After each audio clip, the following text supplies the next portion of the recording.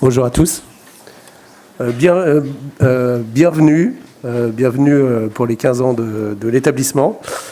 Je vous remercie tous pour votre participation. L'objectif de cette journée, je vais en dire deux mots. Quand on a préparé cette journée, l'objectif c'était de réunir tous les partenaires, les collaborateurs, les élus, les administrateurs de l'EPF, la tutelle également. Donc tout le monde est là. Je suis très content que vous soyez venus. Et l'objectif aujourd'hui, c'est surtout pas de faire un bilan des 15 ans de l'EPF, de donner plein de chiffres. Le but, c'est vraiment de passer un moment ensemble et surtout de prendre du recul par rapport à notre quotidien, de faire un pas de côté, et notamment c'est l'objet aussi de la conférence qu'on fait ce matin et de la visite qu'on fera cet après-midi de Montmorillon. Voilà. Et puis un petit dernier mot avant de passer la parole à Madame Laurence Roued, la présidente de l'établissement, pour remercier sincèrement tous les collaborateurs, tous les collègues qui ont participé et contribué à l'organisation de cette journée. Voilà, je les en remercie. Merci.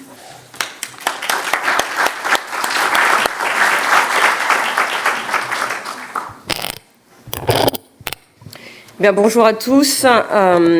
Je vous salue effectivement, monsieur le directeur général, cher Sylvain, mesdames et messieurs les administrateurs de l'établissement, administrateurs soit présents, soit passés, mesdames et messieurs les élus qui se sont déplacés pour cette rencontre aujourd'hui, et puis surtout, effectivement, merci et bonjour à nos invités qui suivront juste après moi, et à tous les collaborateurs de l'établissement et à ceux qui ont œuvrer pour cette journée qui est importante pour nous, et merci aux partenaires et à vous tous.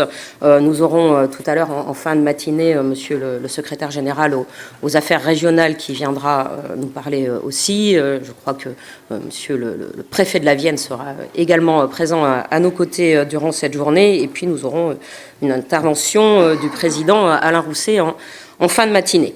Bon, ce n'est pas tous les jours qu'on fête ces 15 ans. Moi, en tout cas, ça me fait plaisir. C'est le début du bel âge. Et vraiment, au nom de tous les administrateurs, on vous remercie. Voilà, on vous remercie pour votre présence aujourd'hui, au nom de l'ensemble de l'équipe. Alors, j'ai souvent coutume de dire, quand je dois présenter l'établissement public foncier de Nouvelle-Aquitaine, que c'est un objet un peu hybride. Voilà, un établissement public d'État, qui est administré dans sa très grande majorité par des élus locaux, donc l'État et les collectivités locales, des élus locaux de tous horizons et de toutes strates politiques. C'est un établissement qui est porté au quotidien par des salariés de droit privé, dirigé par un directeur qui, lui, est nommé par le ministre du Logement et qui est financé par l'impôt avec le produit de la TSE. Donc, établissement d'État, salarié de droit privé, administré par des élus locaux, financé par l'impôt. C'est un objet hybride, c'est pas grave. Ça fonctionne quand même. Et puis, comme par ailleurs, en tant que conseillère régionale, j'ai le plaisir de présider et de piloter le SRADET, j'ai l'habitude de parler des objets complexes et d'essayer d'aller vers le réel, ce que nous allons faire ensemble ce matin avec nos réflexions et notre débat notamment. Monsieur le directeur général, vous l'avez dit, on aurait pu consacrer cette journée à un bilan chiffré et très étayé, comme vous savez les faire avec votre équipe sur les 15 ans de l'établissement public. Ce n'est pas l'objectif et ce n'était pas ce qu'on a souhaité vous proposer, mais quand même, quand on parle de cet établissement et qu'on doit parler du réel et que l'on doit parler du concret, il y a au moins un chiffre que je souhaite porter à votre connaissance, c'est le chiffre de 375 millions d'actions foncières portées par l'établissement depuis 15 ans, depuis son existence. 375 millions, ce n'est pas rien, alors soit en portage foncier et également évidemment en partie pour des travaux, et ce sont dans ce bilan et dans ce jeune âge quand même 375 millions au service des territoires, au service des communes.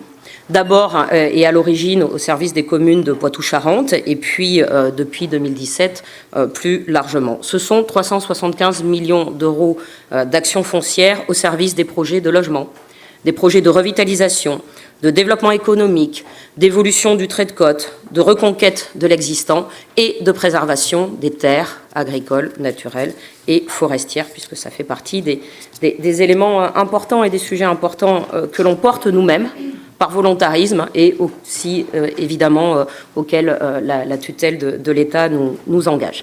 Alors merci à tous de participer à l'efficacité de cet outil foncier. Merci aux équipes au premier rang. Merci aux administrateurs qui se succèdent depuis 15 ans.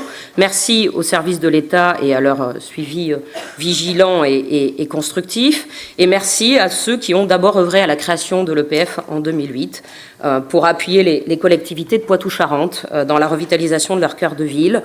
Tous les sujets que j'ai cités tout à l'heure, et aussi malheureusement, en cours de route, pour œuvrer, et ça fait partie de l'histoire de l'établissement, œuvrer en matière de gestion des risques naturels suite à la terrible tempête Xynthia qui a marqué ce territoire. Et à ce titre, je tiens à saluer et à remercier particulièrement notre historique, notre membre du conseil d'administration, mon premier vice-président de l'établissement, Gérard Perrochon, qui est l'administrateur qui était déjà présent en 2008 à la création de l'établissement. Et j'aimerais qu'on l'applaudisse et que l'on applaudisse tous ceux qui, avec lui, étaient à la naissance.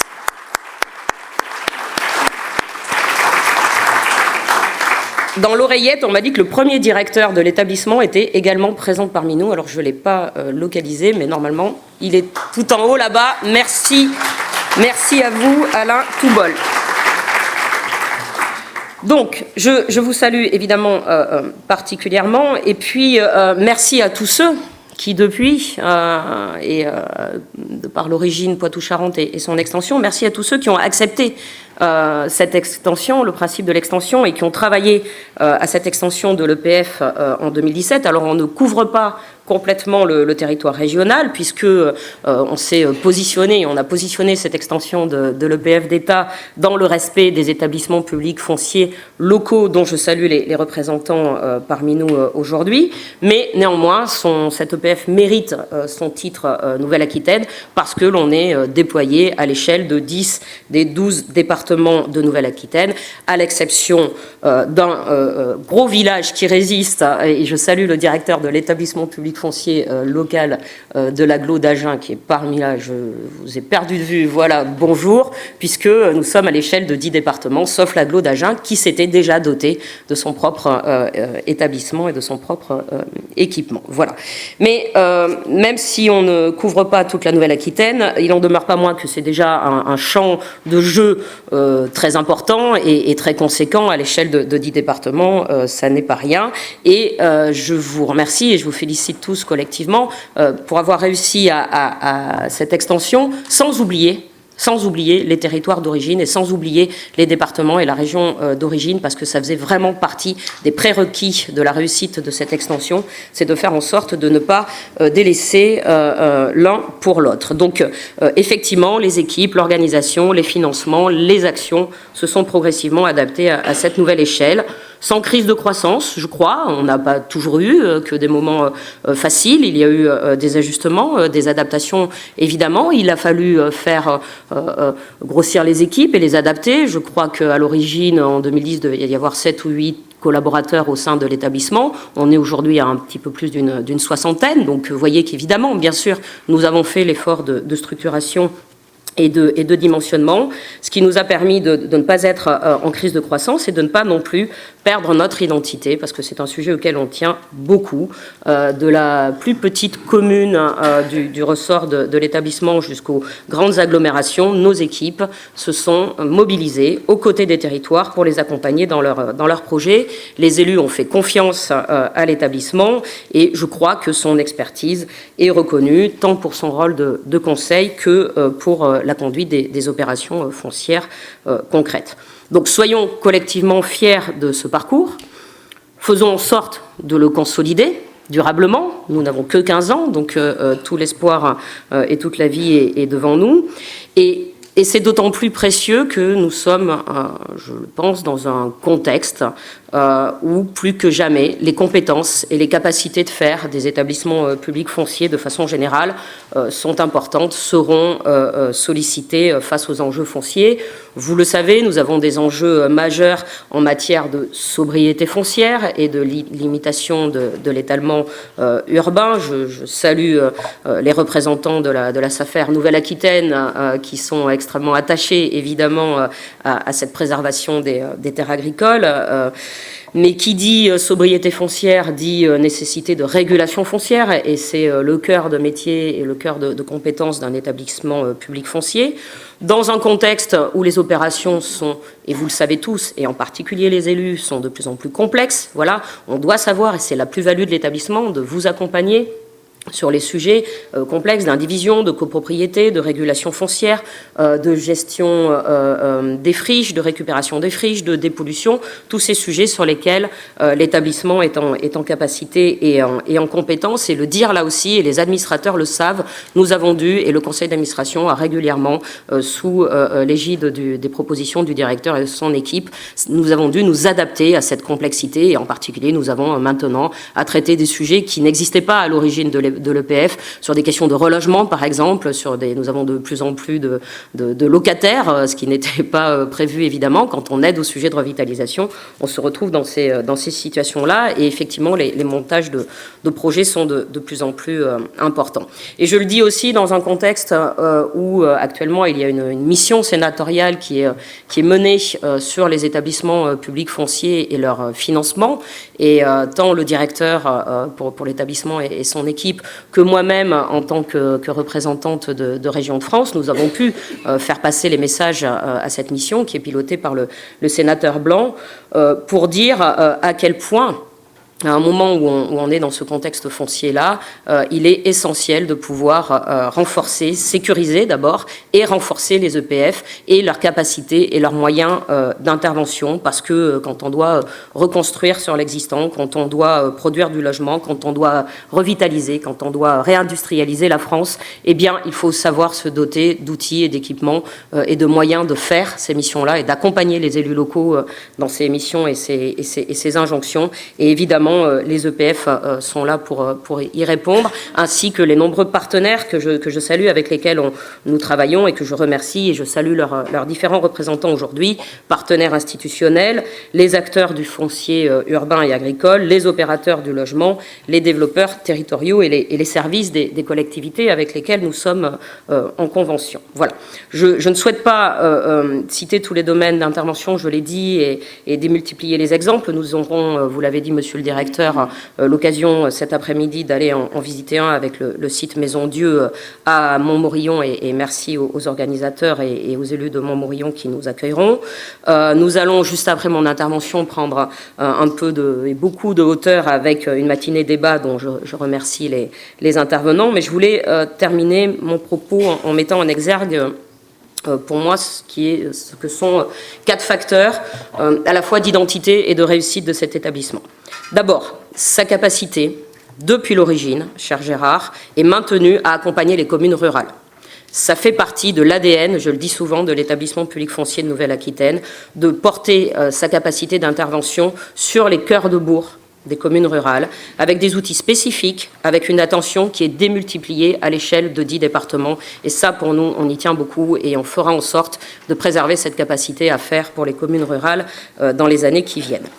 Deuxième sujet, la volonté de l'établissement d'accompagner la création de logements, et de logements sociaux en particulier, qui est un secteur à soutenir dans une période où je pense que passer la crise du logement sous silence ne serait pas de bonne aloi. En tout cas, ce serait même une faute. Le logement est en crise, est en difficulté, et les EPF doivent prendre toute leur part face à ce défi global et de dimensions multiples. Autre facteur important, son orientation forte, voilà, et renforcée encore avec le tout nouveau PPI que nous venons d'élaborer.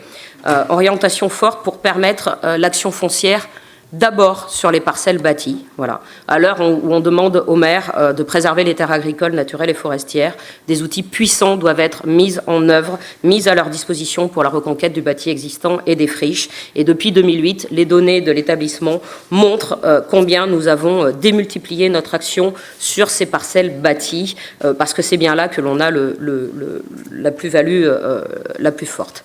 Et puis enfin, dernier facteur d'engagement et de réussite que je souhaite souligner, c'est le collectif. Voilà. D'abord, l'entente, et je tiens à saluer et à remercier le directeur Sylvain Brier, l'entente du binôme directeur-présidente. C'est un élément, je crois, fort, voilà, important, un élément aussi de fluidité. Et puis la capacité, et je les remercie, des équipes qui sont motivées, qui sont réactives et qui font que, vous voyez, en tant que présidente, finalement, je suis assez sereine parce que mon téléphone chauffe assez peu, ce qui est assez notable. J'ai assez peu de contacts d'élus ou de collectivités qui me disent le PF, ça va pas, tout ça. Et ça, je veux le souligner, rien n'est tout à fait parfait. On a, et on le sait, on en parle librement toujours, des ajustements et des regards spécifiques à porter, mais je dois le dire, il y a une vraie synergie collective de ce point de vue-là, c'est important. Et puis cette intelligence collective, elle se répercute aussi dans le conseil d'administration, dont je veux souligner la qualité des débats dans un état d'esprit qui est convergent, voilà, qui est équilibré, représentatif. Un conseil d'administration qui est vigilant, bien sûr, et c'est normal, c'est son rôle, mais qui est aussi moteur pour accompagner les équipes dans les orientations qui sont celles aussi de la tutelle de l'État. Donc voilà tout ce que je souhaitais souligner aujourd'hui. Je nous propose collectivement de continuer longtemps comme cela. Je vous remercie encore de votre présence et je nous souhaite une très belle journée et de très beaux débats à venir ce matin.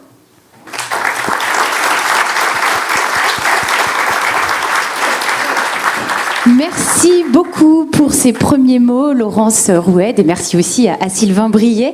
Je m'appelle Cécile et je suis très heureuse d'être avec vous ici aujourd'hui à Poitiers pour une journée qui est à la fois inédite, une journée exclusive et puis, vous l'avez dit tous les deux, une journée un peu historique aussi. Bah oui, parce que quand on célèbre un anniversaire, 15 ans en l'occurrence pour l'EPF de Nouvelle-Aquitaine, eh bien on essaye finalement de faire quoi ? De capter un peu l'essence du temps, intensifier la force de cet instant présent en y mettant un peu du passé et puis quelques morceaux de futur, des projections. Des souvenirs donc, des repères communs, partagés, et puis des vœux et des envies pour demain. Peut-être que nous fêtons les anniversaires pour savourer encore plus le moment présent. C'est aussi l'occasion de prendre un peu de hauteur, de bousculer les évidences autour de cette jolie question: quel modèle de développement pour les territoires ruraux ?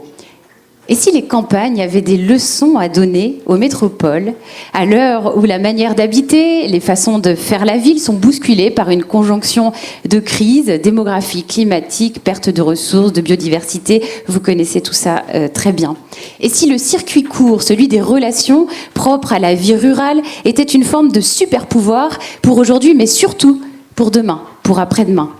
Alors aujourd'hui, ici, nous allons nous poser des questions, ces questions, mais pas seulement, et puis profiter de regards croisés particulièrement pertinents, vous allez le voir, pour tenter d'y répondre, le tout avec une petite touche de magie, grâce à la présence, et vous l'avez peut-être déjà vu à l'œuvre, de Colline Caspar. Elle est graphiste et illustratrice de métier, et puis par ailleurs, elle est formatrice en coopération et gouvernance partagée. Voilà, donc un regard et un talent particulièrement pertinent.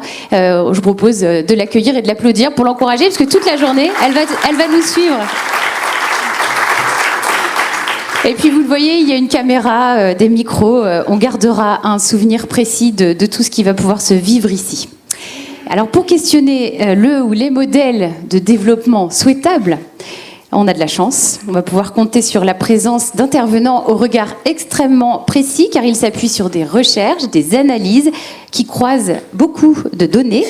Olivier Bouba-Olga, professeur des universités et chef du service études et prospection de la région Nouvelle-Aquitaine, en manie beaucoup et tous les jours des chiffres, car ce service produit des études destinées à aider les territoires de Nouvelle-Aquitaine. Il aime bien d'ailleurs cette idée de pouvoir éclairer les décisions, l'action, pour démonter aussi, et vous allez l'entendre, certains préjugés. C'est donc avec lui qu'on vous propose d'entamer le voyage de notre matinée, une première étape pour nous plonger au cœur de notre sujet. Bienvenue à Olivier Bouba-Olga.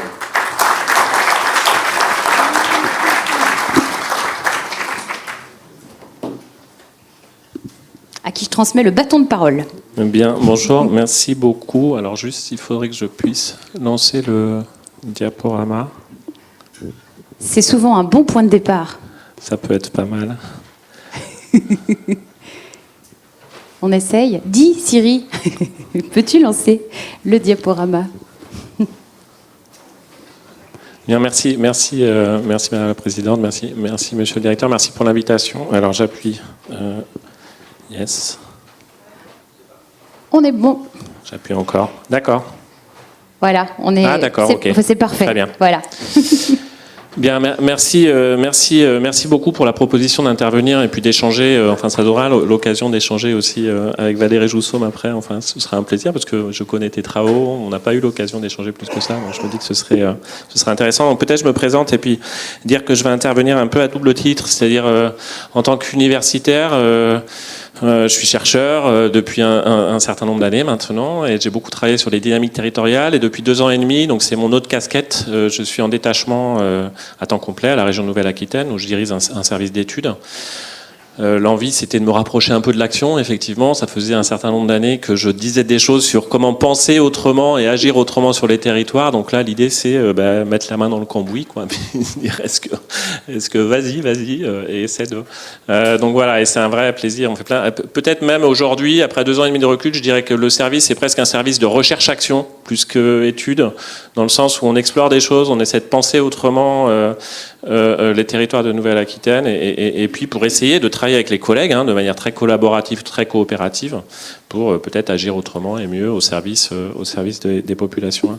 Alors mon intervention, donc c'est une intervention je pense assez complémentaire. Enfin donc j'ai fait le bon élève. On m'a dit voilà on va parler du rural, mais c'est quoi le rural, c'est quoi l'urbain? Donc je vais apporter des éléments de définition un peu par rapport à ça.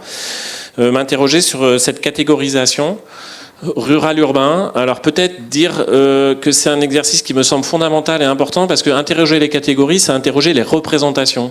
Et les représentations que les acteurs ont en tête, y compris les acteurs qui sont dans l'action, les représentations, c'est fondamental. C'est-à-dire qu'on agit en fonction de nos visions du monde, de nos représentations. Et donc, il faut sans cesse se réinterroger sur comment je pense le monde, quelles catégories j'utilise, est-ce que ces catégories sont pertinentes ou pas. Et donc là, la catégorisation que je vais interroger, c'est cette distinction rural-urbain, territoires ruraux, territoires urbains. Est-ce que c'est pertinent? Alors, comment on le définit? Est-ce que c'est pertinent? Comment ça doit être mobilisé? Quel est l'intérêt et quelles sont les limites de ces catégorisations?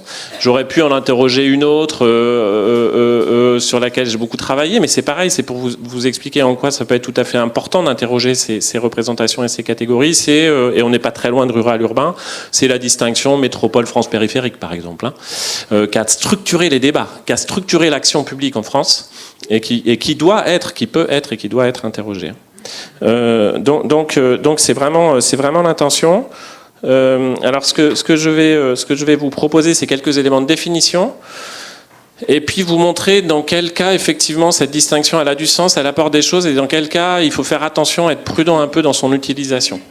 Alors d'abord, on parle de rural-urbain, se pose la question de la définition de ces deux catégories. Alors ça fait débat, il n'y a pas de... Voilà, mais comme toute définition, faire définir des catégories, c'est faire des choix, c'est mettre ensemble certaines choses, c'est mettre séparément d'autres choses.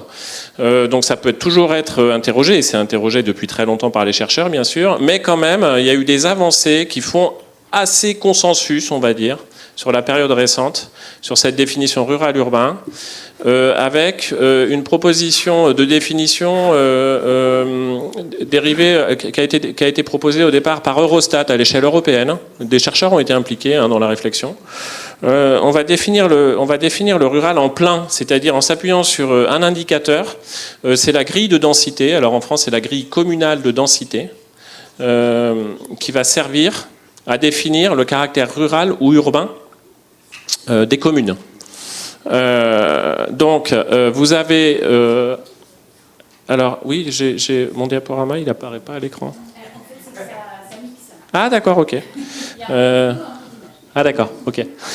Donc, grille communale de densité, donc qui permet de distinguer les communes dites urbaines et les communes dites rurales. Donc, il y a une première version 2020, il y a une nouvelle version un peu plus récente, où ensuite, on distingue différentes catégories dans l'urbain et dans le rural. À la fin du diaporama qui pourrait être diffusé, il y a un ensemble de liens vers des ressources qui vous permettront, si vous êtes intéressé, d'accéder un peu à ces définitions, à des ressources complémentaires. Bon. Donc là, ce que j'ai fait figurer sur la diapositive, c'est un petit tableau qui synthétise la part des différents types de communes de Nouvelle-Aquitaine d'une part et de l'ensemble de la France d'autre part, selon qu'elles sont urbaines ou rurales. Donc en rouge, vous voyez le total urbain à l'échelle de la France. Si on comptabilise l'ensemble des communes et l'ensemble des habitants qui résident sur des communes dites urbaines, en fait, c'est 2 tiers, 67,3% des habitants de France métropolitaine qui résident sur des communes dites urbaines. Et donc 1 tiers, 32,7%, qui résident dans des communes dites rurales. Si on regarde ce qu'il en est pour la région Nouvelle-Aquitaine, on s'aperçoit que c'est une proportion beaucoup plus grande d'habitants néo-aquitains qui résident dans des communes dites rurales, puisqu'on est en gros à moitié-moitié. On n'est pas à 2 tiers urbain, 1 tiers rural, on est plutôt à 50% urbain, 50% rural. La région Nouvelle-Aquitaine est une région très rurale, c'est la 3e région la plus rurale de France. La plus rurale de France, nouveau découpage régional, c'est Bourgogne-Franche-Comté. Ensuite, c'est la Bretagne.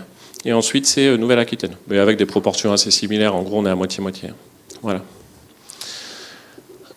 Je ne vais pas rentrer dans le détail des sous-catégories, mais vous voyez, on a une grille maintenant de densité en 7 catégories.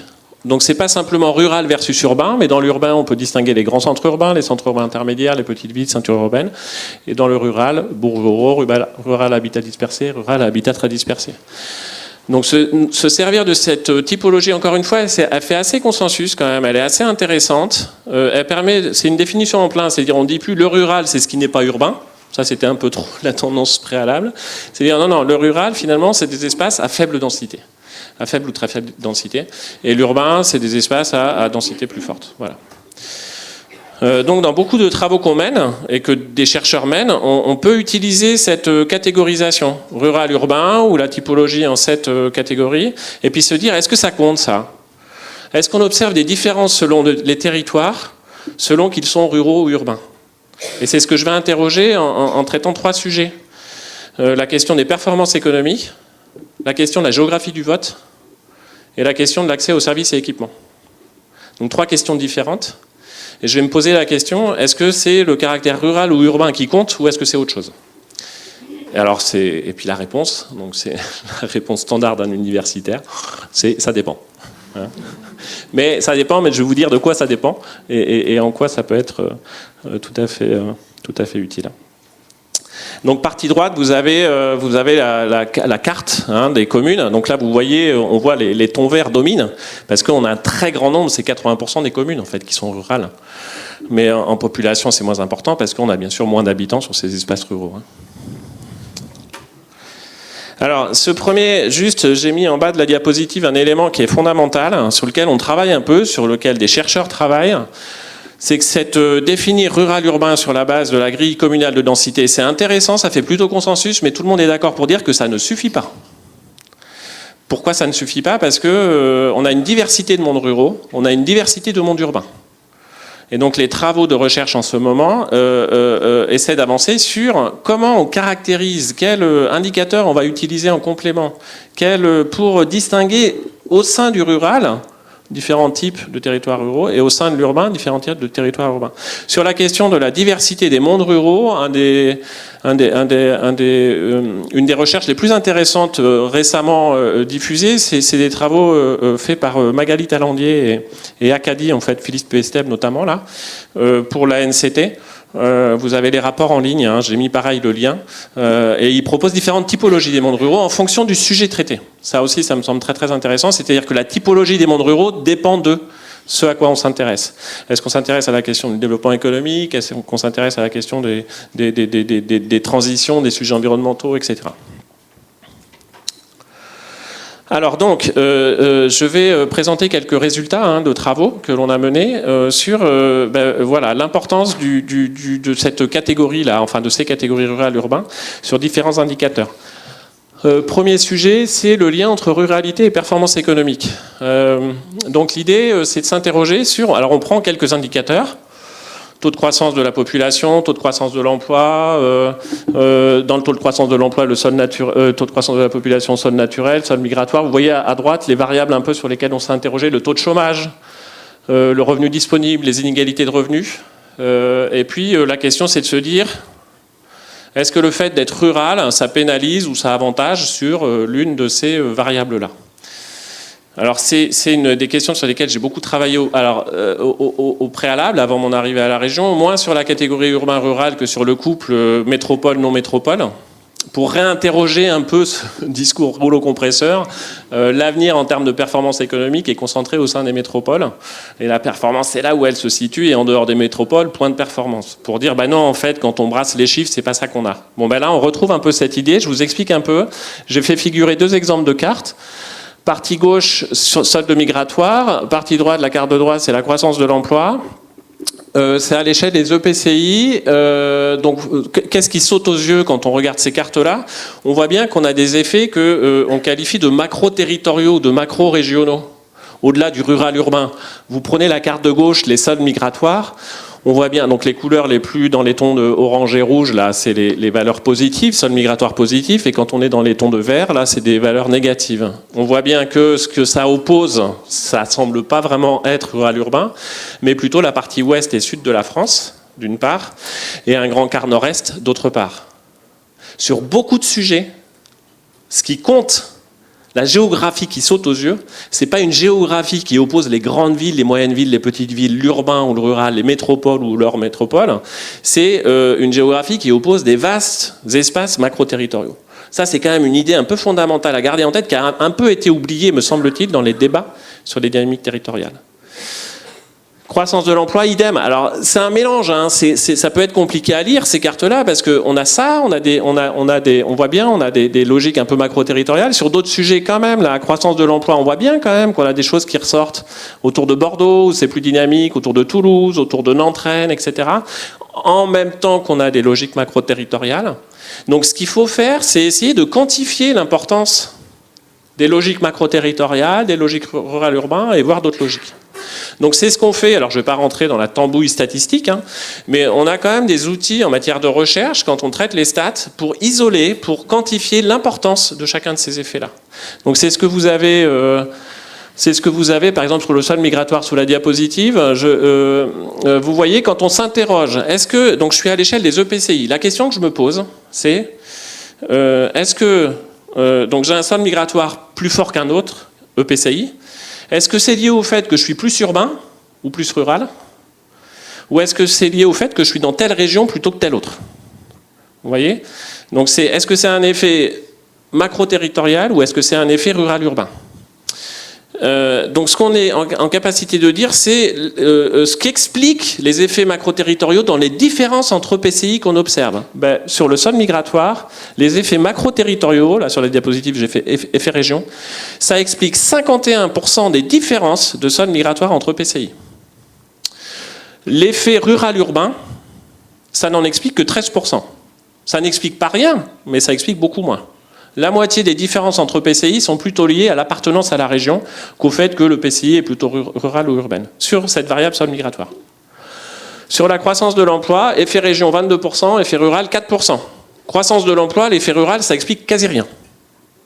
D'accord ? C'est pas rien du tout, il y a quand même un petit effet, mais on voit bien que ce qui est plus structurant, c'est l'effet région, et encore l'effet région, c'est 22%. Donc ça veut dire qu'au-delà des effets géographiques, qu'est-ce qui fait qu'un territoire crée plus d'emplois qu'un autre? Est-ce que c'est un effet rural-urbain? Bof, à peine. Est-ce que c'est un effet région? Un petit peu, mais ça explique que 22% des différences. Donc ça doit être d'autres choses, qui restent à expliquer, bien sûr. Vous voyez un peu l'idée. Et donc le tableau de droite résume l'importance des effets ruralité, là, cette distinction rural-urbain. Est-ce que ça compte? Vous voyez, croissance de la population, ça n'explique que 1% des différences. j'ai mis à côté quand même dans quel sens joue la relation. Ça explique quasi rien, mais c'est plutôt un signe négatif. Ça veut dire le fait d'être rural fait que, en moyenne, la croissance est un petit peu plus faible. La croissance de la population est un petit peu plus faible que si on est urbain. Mais ça n'explique qu'1% des différences. Sol naturel, 27%, c'est quand même assez important. Donc là, le fait d'être rural plutôt qu'urbain, ça joue négativement sur le sol naturel. Parce que dans le rural, en moyenne, on a des populations plus âgées. En moyenne, on a moins de couples qui font des enfants, etc. Donc ça joue. C'est pas tout, mais ça joue quand même. Et on a quand même à 27% d'explication. Sol migratoire intéressant, 13%. Alors c'est pas énorme, mais c'est plus que croissance de la population. Et là, ça joue en positif. En moyenne, les territoires ruraux attirent plus de population, ont un sol migratoire apparent plus important que les territoires, etc. Je ne vais pas tout passer en revue. Et la dernière colonne, c'est l'importance de l'effet région. Sur toutes les variables, vous voyez que le pouvoir explicatif de la dimension macro-territoriale est très sensiblement supérieur au pouvoir explicatif de la distinction rural-urbain. Donc, en forçant à peine le trait, moi, ma conclusion, c'est, sur la base de ces travaux et d'autres travaux au préalable, l'idée selon laquelle on a un avantage en termes de performance économique quand on est dans l'urbain plutôt que le rural, quand on est en métropole plutôt qu'hors métropole, est démentie par les faits, par les chiffres. Il faut oublier ça. C'est factuellement erroné. Deuxième sujet, c'est géographie du vote. Donc là, j'ai représenté 3 cartes à la commune sur le vote au premier tour des élections présidentielles 2022. Le vote des 3 candidats arrivés en tête. Emmanuel Macron, Marine Le Pen, Jean-Luc Mélenchon. Alors, elles sont assez intéressantes, je ne vais pas les commenter ces cartes, mais voilà, je les mets à votre disposition. On voit là aussi quand même qu'on a... vous allez voir, on a des effets rural-urbains dans certains résultats, mais on voit aussi qu'on a des logiques macro-territoriales là, qui sont assez fortes. Alors plus ou moins prononcées, mais vous remarquez quand même qu'il y a des continuités géographiques sur de vastes espaces macro-territoriaux qui sont assez intéressantes à analyser, à essayer de comprendre, à décrypter, etc. Donc, je ne commande pas plus que ça ces cartes-là. Je passe tout de suite à une analyse un peu similaire en posant la question, existe-t-il un vote rural? Est-ce que quand on est dans le monde rural, on vote plus Macron, Le Pen, Mélenchon ou pas? Donc, un petit tableau, je vais vous expliquer tranquillement de quoi il s'agit. Je me suis intéressé alors, au taux d'abstention, au vote Le Pen, au vote Macron, au vote Mélenchon. C'est la première colonne, leur score dans l'urbain. Je vais prendre par exemple le score de Marine Le Pen. En moyenne, au premier tour des élections présidentielles, le score de Marine Le Pen dans les communes dites urbaines, c'est 20,3% des suffrages exprimés. Effet rural brut, la colonne d'à côté, ça me dit quel est le différentiel entre rural et urbain pour ces candidats-là. Donc, le chiffre de 8,6, ça veut dire qu'en moyenne, quand on est une commune rurale, le score de Marine Le Pen au premier tour des élections présidentielles est supérieur de 8,6 points. Donc en gros, en moyenne, dans les communes dites rurales, le score de Marine Le Pen, c'est 20,3 plus 8,6. En gros, c'est 29%, on va dire. 29%. D'accord ? Donc il y a un écart important. Abstention, moins 4,4. On s'abstient moins dans le rural que dans l'urbain. Vote Macron, moins 1,7. Donc l'idée selon laquelle, même en brut, le vote Macron est un vote urbain est assez fausse. Enfin, l'écart existe, mais c'est moins 1,7, c'est pas énorme. Et le vote Mélenchon, moins 8,5. Le vote urbain, en fait, c'est le vote Mélenchon. Un écart de 8. Donc on a un vote en apparence rural pour Le Pen et un vote en apparence urbain pour Mélenchon.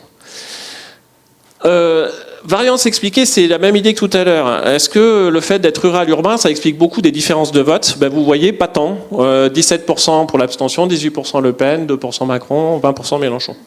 Alors ça permet... Donc qu'est-ce qui peut expliquer? C'est l'intérêt de ce deuxième exemple.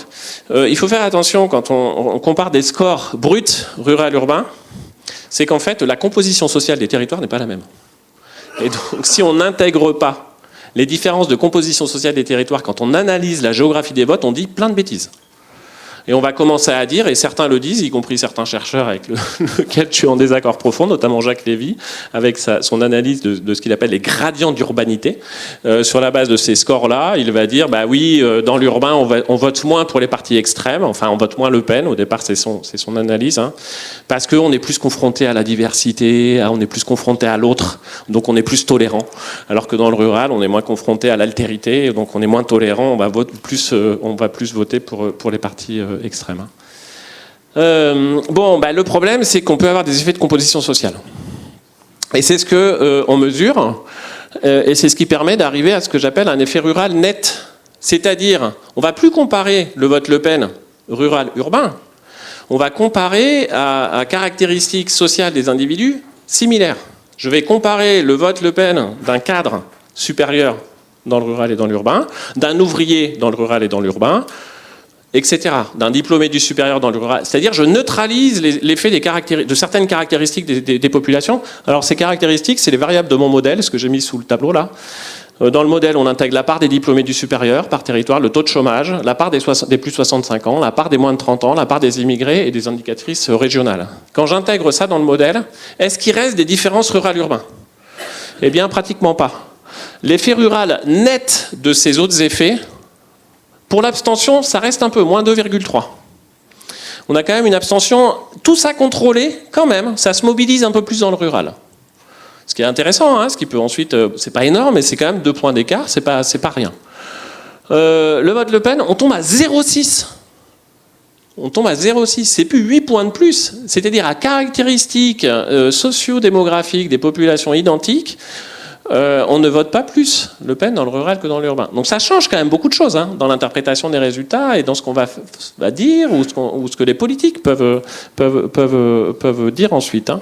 Et puis Macron, moins 1,7. Voilà, ça c'est vote un peu inférieur. Et puis Mélenchon, 0,1. Donc le vote urbain, c'est avant tout un effet caractéristique des populations pour le vote Mélenchon. D'accord ? Donc ces différences de vote rural-urbain, donc c'est avant tout des effets de composition sociale. Et alors ça, c'est pas toujours facile à mesurer, mais alors ça me semble fondamental, y compris en termes d'action. Si je prends un autre exemple, ça change tout de se dire, par exemple, on a des difficultés, mettons, pour ramener à l'emploi des personnes au chômage. Est-ce que c'est des effets de composition sociale caractéristiques des individus ou est-ce que c'est des effets géographiques purs, rural-urbain ? Si on ne mesure pas ça, on peut se tromper en termes d'action. Si c'est des effets avant tout caractéristiques des personnes, mettons, alors c'est un mélange des deux bien sûr, mais il faut voir le poids que ça a. Si c'est avant tout par exemple un effet niveau de qualification des personnes, il faut une politique générique de formation des populations, où qu'elles soient, dans l'urbain ou dans le rural. Si c'est un effet géographique, ça veut dire qu'il faut de l'action ciblée sur ces territoires-là. Donc arriver à faire la part des choses entre les effets géographiques purs et les effets de composition sociale, c'est quelque chose d'absolument fondamental. Et puis, troisième exemple, c'est la question de l'accessibilité aux services et équipements, l'accès aux services à la population, on pourrait dire de manière générale. C'est une autre étude qu'on a menée. C'est des choses sur lesquelles on veut travailler de plus en plus. C'est vraiment des sujets d'aménagement qui me semblent fondamentaux aujourd'hui. Donc là, je vous explique un petit peu ce qu'on a fait. On s'est appuyé sur une base de données qui a été produite par des collègues chercheurs de l'INRAE de Dijon pour la NCT, où on a des niveaux de services et d'équipements de chaque commune. Du niveau 0, vous voyez dans mon tableau, au niveau 4. Niveau 0, si on a quasi pas de services et d'équipements à la population sur la commune. Niveau 1, on en a une douzaine. Niveau 2, un peu plus. Niveau 3, encore plus. Niveau 4, on a toute la gamme. C'est 130 services et équipements jusqu'aux universités, théâtres, conservatoires, etc. Donc voilà, ça nous dit un peu le niveau de services et d'équipements des communes. Donc on peut faire pareil, on peut se dire où se situent en moyenne les communes rurales et les communes urbaines. Sans surprise, et c'est assez logique, on va trouver communes de niveau 4, c'est que de l'urbain, c'est des endroits assez denses où on va concentrer des équipements qui peuvent être utiles pour tout un ensemble de personnes, du territoire ou hors territoire. Et puis niveau 0, on domine les communes rurales. On a une géographie des équipements, mais c'est logique. Et on va pas mettre des universités dans chaque commune. On va pas mettre. Donc voilà, il y a des logiques assez cristallariennes, on pourrait dire, qui existent depuis très longtemps. Le point important, c'est le temps d'accès. C'est la question de l'accessibilité. Donc là, on calcule, on regarde pas forcément est-ce que j'ai tel équipement ou tel niveau d'équipement dans ma commune. C'est à combien de minutes. Si je me déplace en voiture par la route en heure creuse, à combien de minutes je suis de la commune équipée la plus proche ? Donc pour le niveau 1, vous voyez, niveau 1, on a une douzaine de services et d'équipements. C'est des services et équipements du quotidien, c'est la boulangerie, on va dire par exemple. En moyenne, quand on est dans une commune rurale, on est à 2,4 minutes. d'une commune de niveau 1. Quand on est dans l'urbain, c'est 0,1. Puis vous voyez, on calcule un peu les temps d'accès. Alors, je me suis focalisé sur le niveau 3 de services et d'équipements. C'est la carte de droite, c'est la géographie des temps d'accès aux services et équipements de niveau 3. Là, on voit qu'on a quand même une différence assez sensible entre les communes rurales et urbaines. En moyenne, une commune rurale en France métropolitaine, là, enfin, les habitants qui résident sur une commune rurale, en moyenne, sont à environ 19 minutes d'une commune équipée de niveau 3. Un habitant d'une commune urbaine, il est en gros à 4 minutes. Pour le niveau 4, vous voyez 35 minutes dans un cas, 15 minutes dans l'autre. 5 minutes ? Ok, parfait. Donc on a des différences assez sensibles. Et vous voyez, c'est mon troisième exemple, c'est le troisième type de sujet. En fait, dans l'ensemble des travaux que l'on mène, si on doit dire quand est-ce que ça compte véritablement, la distinction rural-urbain, ça compte avant tout pour ces sujets-là. Ça compte avant tout, non pas sur quels sont les territoires qui ont des capacités à innover, à créer de la richesse, à faire des choses. Est-ce que c'est plus l'urbain, le rural ? Bof, non, partout on peut trouver des territoires comme ça. Pas forcément géographie du vote, etc. Je l'ai dit avant. Par contre, là, il y a un sujet énorme sur l'accessibilité aux services et équipements. En fait, la capacité, notre capacité collective à répondre aux besoins des populations. Besoin en logement, besoin d'accès à l'éducation, d'accès à la culture, aux loisirs, besoin de mobilité, d'accéder à l'emploi, etc. Sur ces sujets qui relèvent des sujets aménagement du territoire au sens large, hein, ça, je dirais, c'est le sujet un peu fondamental. C'est le sujet qu'il faut adresser et savoir comment on répond à ces inégalités territoriales. Et on sait bien que la réponse, ça ne va pas être de dire certains sont loin de tel service et équipement, donc on va mettre un service et équipement standard partout, surtout. Non, et on sait bien qu'il faut innover aussi sur comment l'enjeu, c'est répondre aux besoins des populations, mais on peut y répondre de manière innovante. Donc là, il y a plein de choses à inventer, il y a plein de choses qui s'inventent, hein, et il y a plein de choses à inventer. Voilà. Donc, un petit résumé et élargissement pour tenter de passer le flambeau ensuite à Valérie Joussaume. Alors, voilà, je suis parti de cette question des définitions. Encore une fois, la question des définitions me semble vraiment fondamentale parce qu'encore une fois, quand on réfléchit, on a plein de trucs dans la tête, plein de schémas mentaux, de représentations, et c'est comme ça, hein, c'est vrai pour tous. Mais donc, il faut savoir qu'est-ce qui structure nos façons de penser, parce que ce qui structure nos façons de penser structure notre action, vraiment l'action opérationnelle. Donc sur cette définition rural-urbain, peut-être deux choses, dire quand même les choses avancent et il y a quand même quelque chose qui fait un peu consensus, c'est cette grille communale de densité, très bien. Donc voilà, ça permet quand même de parler un même langage. C'est important aussi, hein, la question des définitions, c'est est-ce qu'on a un même langage pour parler des choses, quoi. Donc là, ça avance de ce côté-là, mais tout le monde est d'accord pour dire ça suffit pas. Donc il va falloir compléter un peu. Donc voilà, nécessaire croisement avec d'autres dimensions. Je citais le travail en cours de Magali Talandier et de Philippe Estèbe, à voir, et d'autres choses à inventer. Et nous-mêmes à la région, enfin c'est des discussions qu'on a en se disant faut qu'on avance là-dessus, qu'est-ce qu'on fait, comment on croise, etc. Deuxième idée, catégories. Alors ces catégories, mais toutes les catégories sont toujours à utiliser avec précaution et avec modération. C'est un peu le mot d'ordre. Parfois ça explique des choses, rural-urbain, parfois ça explique rien. Donc arrêtons de tout penser à l'aune de cette distinction. Et de manière générale, j'ai envie de dire, méfiez-vous toujours, réflexe, il faut que ce soit un réflexe quasi pavlovien, méfiez-vous toujours des analyses, des modèles à une variable, quoi. Des modèles à une variable, c'est-à-dire j'explique le monde simplement avec la distinction rural-urbain ou métropole-non métropole ou etc. C'est un peu, enfin, je plaide pour éloge de la diversité, éloge de la complexité. Le monde est complexe, ben oui, c'est comme ça. Acceptons la complexité du monde et essayons de la penser. Hein. Ne réduisons pas ça à voilà, modèle à une variable. Et donc, au-delà de cette mise en perspective, donc les catégories sont utiles, on ne peut pas s'en dispenser, ok, mais il faut savoir ce qu'elles nous permettent de dire, ce qu'elles ne nous permettent pas de dire, et puis il faut aller au-delà. Et donc c'est là où il faut aller, enfin moi je suis convaincu qu'il y a des enjeux à échanger, à s'interroger sur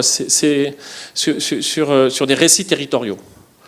Et donc repartir de loin en fait, hein, et repartir de loin. Et la question première, me semble-t-il, c'est l'objectif, c'est quel est le but ? C'est quoi le but en fait ? Pour les politiques en charge des responsabilités, quel est le but ? Et trop longtemps, me semble-t-il, et c'est pour ça aussi, au-delà de dire mais attention, arrêtez avec Métropole, France périphérique, machin, la critique que j'ai adressée, notamment avec Michel Grossetti, dans un article qui avait pas mal diffusé sur ce qu'on appelait la mythologie CAM, compétitivité, attractivité, métropolisation, excellence, c'était réinterroger le but. Arrêtons de croire que l'enjeu, c'est que tel territoire soit plus fort que son voisin. Que le truc, c'est on est dans une compétition générale. Non. Donc, réinterroger ça. Prendre acte, donc, de la diversité des territoires, c'est quand même un point essentiel. Prendre acte, diversité, complexité, j'ai déjà dit. Hein, donc, renoncer au modèle générique qu'on va déployer partout. C'est cultiver la diversité territoriale, c'est ce qui fait la richesse, hein, ce qui va nous permettre de, sans doute, moi je suis assez convaincu de ça, de relever les enjeux de transition aussi. C'est s'appuyer sur cette richesse, cette diversité. Et puis prendre acte des interdépendances, quoi. C'est-à-dire justement rural, urbain, attention tout de suite, mais il y a plein de choses qui se passent entre ces différents types de territoires, donc c'est ça aussi qu'il faut penser. Je m'arrête là. Super, non, on s'arrête pas. Merci beaucoup Olivier pour la démonstration. On voit bien que c'est pas si simple, c'est complexe, donc c'est riche, hein, si j'ai tout compris, de définir rural, urbain et toutes ces données croisées. Extrêmement intéressant la notion du récit également, ça tombe bien parce que c'est un fil direct tourné vers la prochaine intervenante. Vous avez peut-être, certainement, des questions, des commentaires ou des réactions comme ça à chaud. On prendra évidemment un temps d'échange avec nos deux intervenants en fin de matinée, mais tout de suite, je vous invite à le faire spontanément. Vous avez des micros et il vous suffit de lever la main juste pour que je puisse vous identifier. Ça peut être un témoignage aussi pour compléter peut-être les paroles d'Olivier. Très bien. Bonjour. Je vous invite à déplacer le micro devant vous et peut-être juste vous présenter si vous le voulez bien. Avec plaisir. Donc Rémi Poignant, moi je suis co-directeur de la CRES Nouvelle-Aquitaine. La CRES, c'est la Chambre régionale d'économie sociale et solidaire. Et donc merci beaucoup, Monsieur Bouba-Olga, pour cette présentation. Alors plusieurs éléments peut-être des questions et puis plusieurs éléments, puis ramener aussi peut-être aux enjeux avec les travaux de l'établissement public foncier. Il y avait on est totalement d'accord sur l'ensemble des enjeux. Il en manquait un, il me semblait, c'était sur la question de la transition écologique, en tout cas les enjeux écologiques et comment est-ce que ça va perturber un certain nombre de certitudes, et effectivement sur les enjeux écologiques, sociaux et géographie du vote, vraiment, et donc quel est l'impact en fait de ces enjeux de transition écologique, et y compris les ramifications liées à la crise sanitaire qu'on a connue, qui a modifié en fait un certain nombre de choses, et donc comment est-ce que du coup la recherche s'adapte par rapport à ce nouveau contexte-là.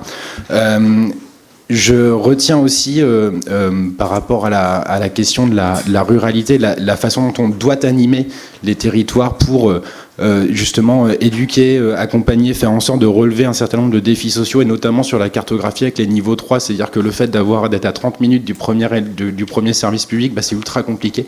Et là-dessus, l'économie sociale et solidaire a plein de solutions, de ressources, notamment sur les problématiques, ou en tout cas les logiques de dernier commerce, les relais de proximité, éducation populaire, etc. Et donc là-dessus, il y a peut-être des enjeux, en tout cas des croisements qui peuvent être faits entre les collectivités EPF et les structures de l'ESS qui justement revendiquent à la fois un récit territorial un peu plus enchanteur entre guillemets, enfin l'idée d'y aller avec l'envie, quoi, enfin un truc un peu positif et enthousiasmant. Donc là-dessus, j'étais assez curieux de savoir quel était votre regard sur justement les intérêts et du coup les enjeux liés à l'économie sociale et solidaire. Et il y avait du coup un peu en lien à ça, c'est pour ça que j'ai commencé sur l'enjeu écologique. Il y a par exemple le décret tertiaire qui doit être en application, enfin qui est en application avec des enjeux d'ici à 2030, et notamment il nous semble par rapport aux structures de l'ESS que nous connaissons, qui parfois sont propriétaires, mais souvent aussi sont locataires de propriétés, de collectivités, etc., qui, du coup, d'ici à 2030, pourraient, du coup, ne pas être logés si jamais il n'y a pas des financements qui sont, ou en tout cas les modèles économiques qui sont là pour les collectivités, de manière à pouvoir en tout cas appliquer le décret tertiaire. Et donc là, pour le coup, on aurait un effet un peu désastreux sur justement ce que peuvent faire les structures de l'ESS, notamment en milieu rural, mais aussi dans les quartiers prioritaires, etc. Donc je voulais savoir aussi, s'il y avait peut-être plutôt à destination d'EPF ou de témoignages de collectivités, mais savoir comment ça s'était perçu et anticipé. Et puis, peut-être juste une dernière chose sur la géographie du vote. Au-delà du vote présidentiel, j'étais intéressé de savoir s'il y avait cette géographie du vote, notamment pour les élections régionales et les élections municipales, parce que l'aménagement du territoire, c'est cet alignement-là entre la politique régionale et la politique communale, et comment est-ce qu'on arrive à créer ces contrats de territoire schéma d'aménagement. Et j'en profite pour dire que les cartes de la DATAR du mois sont excellentes. Merci beaucoup. Merci infiniment. Alors Olivier, ça va être compliqué de résumer toutes ces idées-là. En tout cas, des indicateurs nouveaux à croiser ou complémentaires, notamment les effets de la crise sanitaire. Je repars sur le début, puis après, je crois que vous avez pris mais des notes. deux, trois. Bon, pour la dernière question, je vais dire, je botte en touche. Enfin, je suis pas compétent, mais en revanche, je pense qu'il y aura sans doute des échanges à avoir avec les personnes plus compétentes sur le sujet. Sur la question de transition, etc., c'est force. Donc moi, j'ai pris 3 exemples. C'était vraiment pour dire, dans certains cas, rural, urbain, ça joue pas. Dans certains cas, ça joue, mais attention, c'est des effets de composition sociale. Et dans certains cas, ça joue en brut. On a vraiment des effets ruraux purs, on pourrait dire, sur la question accès, services et équipements. Sur tous les sujets de transition, il faut se poser la question, en fait. Quelle est la géographie des problèmes? Quelle est la géographie des sujets? Dans quel cas on identifie des territoires où telle problématique est beaucoup plus forte que telle autre? Donc là, des effets géographiques purs, on va dire, ce ne sera pas forcément rural-urbain. On sait, par exemple, qu'on a des sujets un peu forts sur tout l'espace littoral. Bah oui, trait de côte, recul du trait de côte, comment on gère. Bon, là, il y a des effets géographiques purs à documenter, à comprendre, à analyser, identifier un peu les comportements des acteurs, comment ça évolue, comment on peut faire bouger les choses. Donc ce que j'ai dit là, finalement, c'est aussi peut-être des précautions méthodologiques à avoir, quoi, quand on analyse un peu les phénomènes. C'est vrai pour les phénomènes économiques, sociaux et transitions environnementaux. Peut-être un petit mot sur l'effet crise sanitaire, parce qu'il y a eu... alors c'est un sujet sur lequel on a travaillé. Notamment, on a une espèce de contre-discours au discours rouleau compresseur que j'évoquais sur métropole. Un contre-discours, c'est ah bah ça y est, maintenant les métropoles, c'est les lieux dont il faut fuir. Et maintenant, l'avenir du monde, c'est le rural ou les villes moyennes. À chaque fois, avec mon co-auteur Michel Grossetti, là, quand on s'exprime sur notre critique du discours pro-métropole, on a dit notre discours n'est pas un discours anti-métropole. C'est peut-être un discours discours simplificateur, ou démenti par. Bon, je suis très critique sur ce contre-discours-là. Je suis très critique. C'est-à-dire, on a essayé de le documenter. Et l'idée selon laquelle la crise Covid, etc., ça a fait que on a un exode urbain, tout le monde fuit les grandes villes pour aller dans les villes moyennes et les territoires ruraux. Compte tenu de l'ensemble des données dont on dispose, qu'on peut dire non, c'est pas vrai. En fait, c'est faux. Alors ça ne veut pas dire que rien ne bouge, ça ne veut pas dire que rien ne se passe. On voit des mouvements, il y a eu des travaux, nous on a mené des choses, il y a d'autres chercheurs qui ont mené des travaux, notamment Popsu, là, je ne sais pas si vous avez vu, ils ont sorti un ouvrage qui est très très bien titré, Petits flux, grands effets.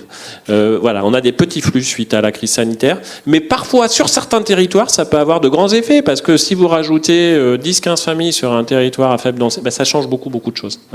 Mais en tout cas, oui, il faut documenter ça.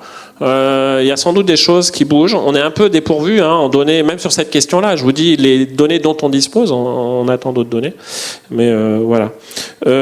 Après, j'ai pas eu le temps de développer, mais quand j'insiste sur, quand je dis éloge de la diversité, parce qu'on a des ressources vraiment précieuses sur tous les territoires, faut arrêter de croire qu'on a une catégorie. Il faut sortir des logiques de classement, il faut sortir de tout ça. Je pense que ce qui est important, et il y a un vrai travail à faire et qui est pas simple, c'est que ce qu'on observe aussi, c'est qu'il y a plein de choses qui s'inventent sur les territoires. Donc des choses qui relèvent de l'ESS, des choses qui relèvent d'autres choses, Et il y a un enjeu de capitalisation de ces initiatives-là, qu'on a du mal à faire, qu'on essaie de faire un petit peu, mais ça me semble fondamental. C'est-à-dire, on part un peu de ce qui s'invente, et on donne ça à voir. Pas pour servir de modèle générique, pas pour qu'ensuite chacun fasse la même chose, mais pour inspirer, quoi. Donc, à la région, on fait des choses, sans doute vous faites, tout un ensemble d'acteurs. Mais c'est pas simple, ça, quand même, parce qu'il faut prendre du temps. pour décrire ces initiatives-là, voir en quoi elles sont intéressantes, pour les diffuser, que ça inspire. C'est du temps long, ça. Hein, c'est du temps long et ça demande de la ressource humaine aussi, hein, pour que voilà. Mais je pense qu'il y a un enjeu fondamental. Capitalisons sur les expériences et diffusons ces expériences qui existent sur tous les territoires, sur beaucoup de territoires. Merci beaucoup. Je vois le temps qui tourne. On va poursuivre le fil. Non, vous aviez envie, alors très rapidement, de compléter. Juste en 30 Mais on aura secondes, du temps tout à l'heure pour continuer. Sinon, je vais me faire défoncer par ma chef de projet observatoire et recherche et prospective. Mais du coup, on a un document qui vient justement capitaliser sur un certain nombre d'expériences sur le décryptage des opportunités autour des questions foncières et ESS. Merci beaucoup. On va poursuivre le déroulé avec juste à ce stade-là, Olivier, un message à faire passer. Vous avez vu, vous êtes en image à droite, et donc on va continuer sur le panneau. Ça pourrait être quoi avant de transmettre la suite de l'histoire à Valérie ? Un message. Un message À partager. Non, enfin, ce que j'ai déjà dit, Ne simplifions pas. C'est encore une fois, éloge de la diversité, éloge de la complexité. Ouais, mais il me semble qu'il y a un enjeu fort, notamment à acter de la complexité du monde. Essayer de penser cette complexité. Donc ça veut dire penser des systèmes interdépendants. C'est super dur, on sait, mais on ne peut pas y échapper si on veut agir de manière intelligente. Merci beaucoup. Olivier va revenir avec nous, mais il va profiter du confort des sièges pour suivre, comme vous, et écouter les paroles de Valérie Joussaume, qui, vous allez le voir, entre en résonance totalement. Maîtresse de conférences, autrice, docteur habilitée à diriger des recherches au CNRS. Elle a publié en 2021 Plouc Pride, un nouveau récit pour nos campagnes. Pourquoi un nouveau récit ? Quelle est son analyse de ce qui se passe, de cette campagne devenue ou redevenue, je veux surtout pas être simpliste, pour beaucoup un projet de vie, ou pour certains flux, synonyme de liberté. On aménage le monde comme on envisage la vie. Je vous propose de découvrir ce qui se cache derrière ces mots, derrière l'urbanisme de contrôle ou de relation. Merci d'accueillir Valérie Joussaume. Merci beaucoup de me recevoir ce matin. Je me présente très rapidement parce que, en dehors du fait que je suis maître de conférence à l'Université de Nantes et que je fais des conférences, je suis élue, j'habite en espace rural et je suis conseillère municipale. Donc, j'ai quelques approches opérationnelles. Mais en fait, je vais poursuivre dans un peu la lignée d'Olivier, tout en étant extrêmement différente, vous allez le voir. Parce que, en fait, ce que l'on constate, c'est que, il n'y a pas si longtemps que ça, on va dire, le futur était quelque chose de relativement certain. Le monde était stable, géopolitiquement, économiquement, etc. Donc, le futur était lisible. Et donc, il n'y a pas si longtemps que ça, faire de la prospective, c'était apporter des réponses opérationnelles à un avenir connu. Or, le monde a changé, ça ne vous aura pas échappé, et aujourd'hui, l'avenir est une inconnue. Et donc, aujourd'hui, faire de la prospective, ce n'est pas apporter des réponses techniques, ce n'est plus le règne, on va dire, de l'ingénieur. Mais aujourd'hui, faire de la prospective, c'est d'abord se poser les bonnes questions. Et la question qui est posée aujourd'hui, c'est quels des modèles de développement pour les territoires ruraux ? Alors, ce que je voudrais partager avec vous, c'est qu'il n'y a pas de modèle de développement pour les territoires ruraux qui ne soit pas enraciné dans un modèle de développement global, dans un imaginaire collectif global. C'est-à-dire la façon dont vous pensez, et Olivier l'a dit, la façon dont vous pensez, elle s'enracine dans une représentation des choses, dans une représentation du monde. On pourrait dire dans un paradigme. Un paradigme, c'est un nuage de pensée cohérent qui est accepté à peu près par tous et qui nous servent de base pour dire qu'est-ce que le monde, qu'est-ce que être sur Terre, être au monde, d'accord ? Être au monde, je le précise tout de suite parce que ça va me servir un peu de fil directeur. Être au monde à preuve du contraire, on va se mettre d'accord tout de suite. Être au monde à preuve du contraire, c'est d'abord un corps. On a tous un corps. Et ce corps, il est posé sur la Terre qui est un espace-temps. Donc, être au monde, c'est une relation à son corps, à l'espace et au temps. Donc, la façon dont vous allez penser un possible modèle de développement des territoires ne peut pas être détaché de l'imaginaire collectif global. Et donc de notre façon de voir le monde. Ça, c'est la première chose à retenir. Et la deuxième chose à retenir, c'est que ça ne vous échappera pas non plus. Notre façon de voir le monde, elle est en train de muter à vitesse grand V. Donc si notre façon de voir le monde, de comprendre ce qu'est le monde est en train de changer, ça veut dire que notre façon d'aménager, d'habiter ce monde va changer aussi. L'aménagement va changer. Parce qu'en fait, on aménage le monde comme on envisage la vie. C'est-à-dire que, qu'est-ce que l'aménagement ? Souvent, on pense, l'aménagement, c'est de l'équipement. Eh bien, en fait, ça, c'est une façon de voir l'aménagement. Parce qu'en réalité, fondamentalement, l'aménagement, qu'est-ce que c'est ? C'est le fait de matérialiser une idée, si ce n'est une idéologie. L'aménagement et la matérialisation, l'atterrissage, la concrétisation, la matérialisation dans le visible de notre idéologie, de comment est-ce qu'on interprète le monde. Voilà un peu ce que je vais essayer de développer avec vous. Et je vais essayer de vous montrer les impacts que ça a. Et on va essayer ensemble de clarifier comment est-ce que vous voyez le monde aujourd'hui. Et donc, comment probablement vous allez avoir tendance à faire de l'aménagement. Et c'est important aussi de voir les mutations. Donc dans la jeunesse, qu'est-ce qui se passe ? Alors, l'idée, c'est un peu quel est notre imaginaire collectif et puis comment est-ce qu'on le matérialise dans notre quotidien. Alors, je vais reprendre beaucoup de recul, je vais vous faire peur, vous allez dire ça y est, c'est le cours de fac. Je vais prendre beaucoup de recul, je vais aller très vite, mais c'est pour un petit peu nous faire sortir de notre structure culturelle. Parce que sinon, on est trop dans ce qu'on pense être la façon de voir le monde, donc on va prendre du recul. En fait, dans l'histoire de l'être humain, il y a eu 3 façons d'être au monde, de voir le monde, je parle de grandes façons de voir le monde, et puis il y a une 4e qui est en train de naître, et c'est à celle-là qu'il faut que nous pensions. Qu'est-ce qui est en train d'émerger et comment, en termes d'idéologie, d'idées, de représentation du monde, et comment ça va se concrétiser dans l'espace.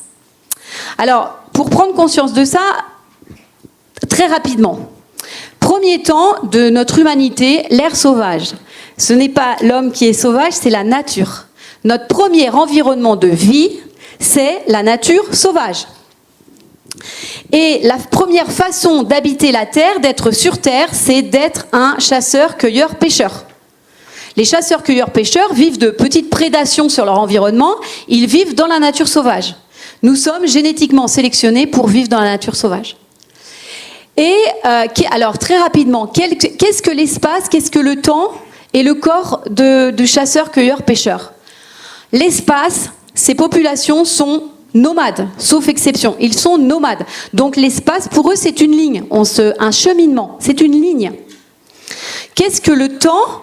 Pour les chasseurs-cueilleurs-pêcheurs, le temps est occasionnel. La plupart du temps, ils n'y pensent pas et c'est occasionnel parce que c'est maintenant que je pars, c'est maintenant que je m'enfuis parce que c'est dangereux, c'est maintenant que je tire à l'arc, c'est maintenant.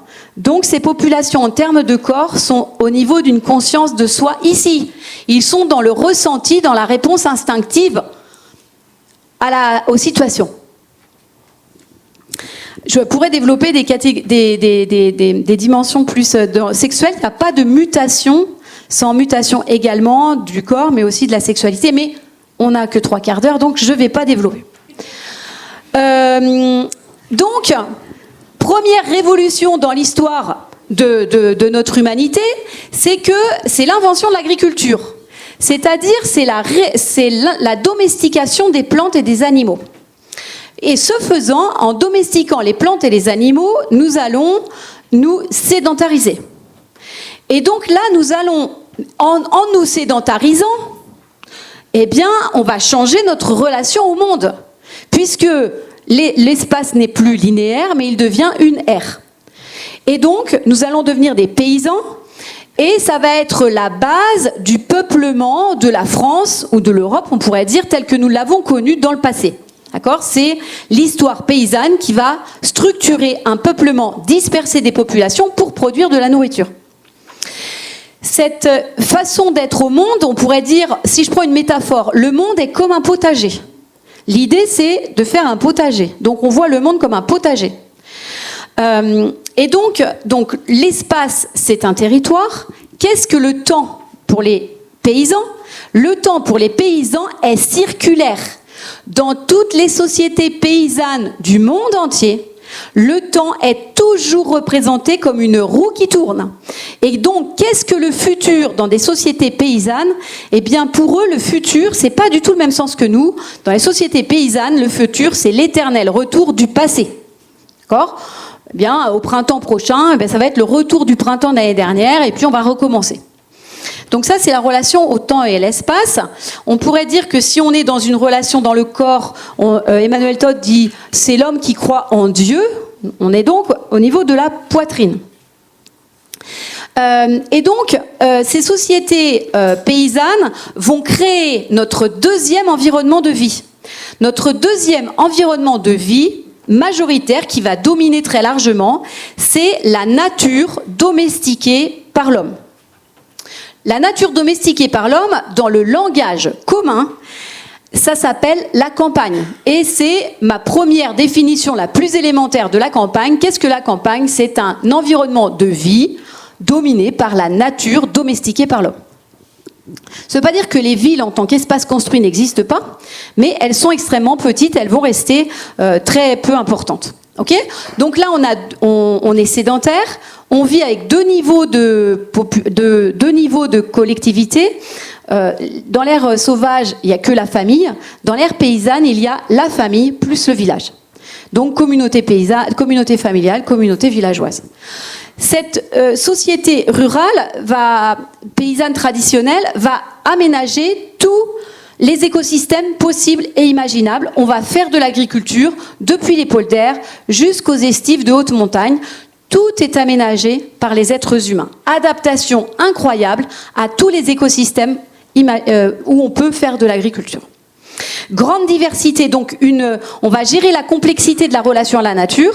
Et puis aussi, il va y avoir donc une grande diversité des paysages agricoles et une grande diversité également des architectures locales, puisqu'on fait avec les matériaux, etc. Et on peut dire qu'à l'époque, l'urbanisme est parfaitement démocratique, puisque entre l'habitant et sa maison, il n'y a rien, sauf peut-être un maçon du village. Donc, les gens font leur maison ou la font faire par le maçon du village. Mais vous voyez que qu'est-ce que c'est que les bourgs anciens, les centres-bourgs et les centres des villages anciens? C'est la maison de la famille machin, plus la maison de la famille machin, plus la maison de la famille truc, qui se sont agrégés au fil de siècles.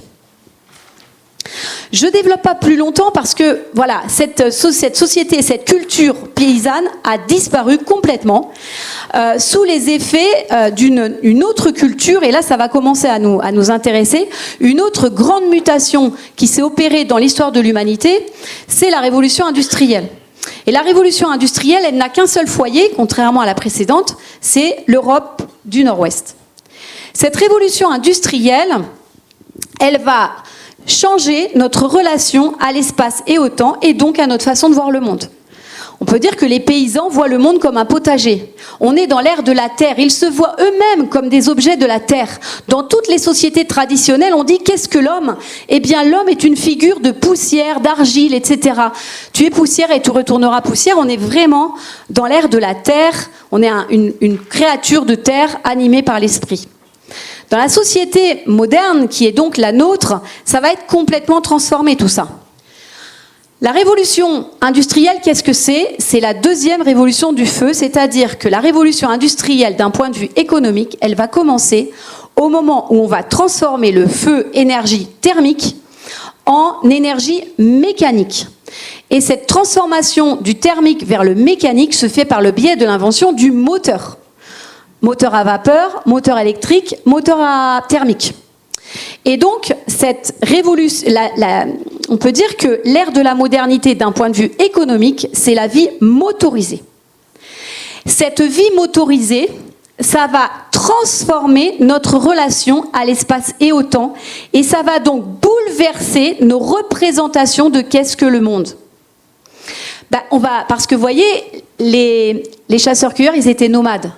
Les paysans, ils sont sédentaires. Là, les modernes, ils sont mobiles.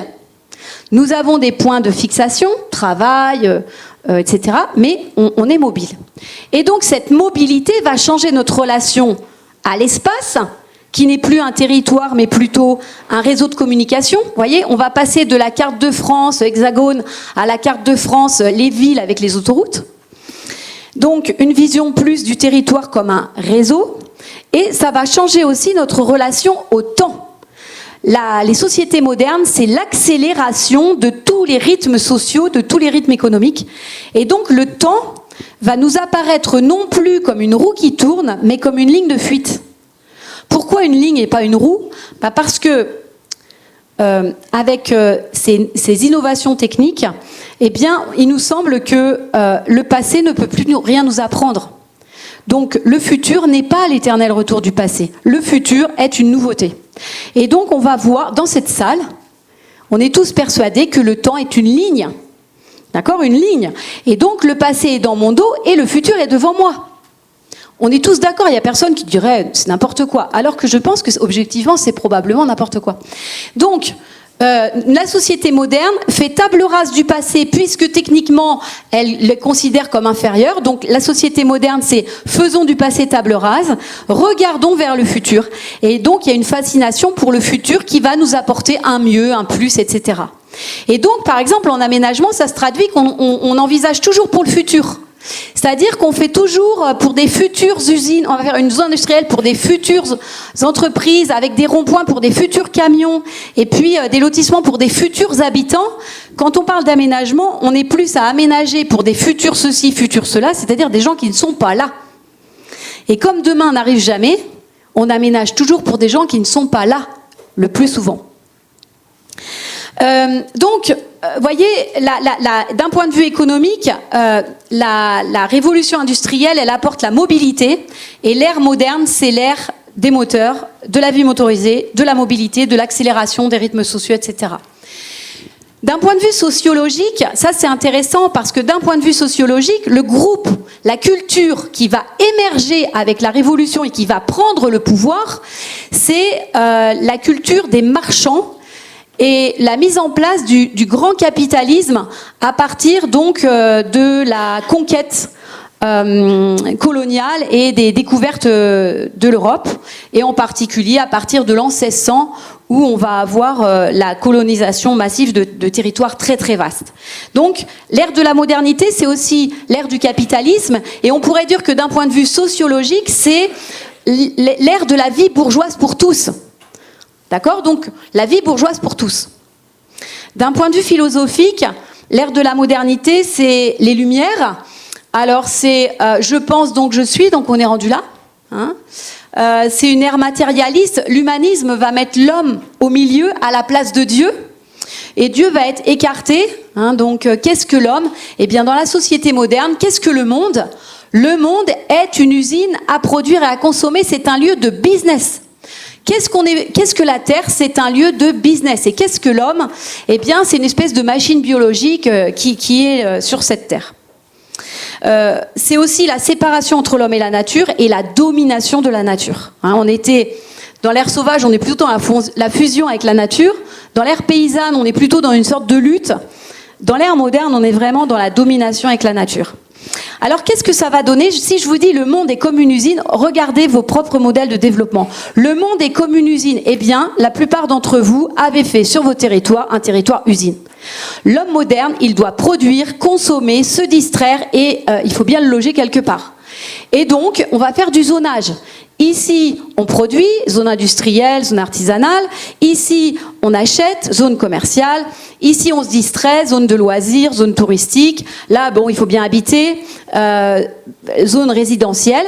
Et puis, l'espace public sert de courroie de distribution à cette usine territoriale. C'est-à-dire que c'est les camions et les voitures qui font le lien entre ces différentes zones. Et donc, pendant l'ère de la modernité, on va dire qui s'étend dans les campagnes après, enfin, sur les territoires dans tous les territoires après la Seconde Guerre mondiale, on va avoir l'espace public qui va être entièrement dédié à la mobilité motorisée. Et ça, c'est un des indicateurs. Et regardez votre espace public. Dans la plupart des territoires, eh bien, l'espace public ne sert que à la mobilité motorisée. Alors, on peut mettre des trottinettes électriques, ça ne change rien. C'est toujours de la mobilité motorisée.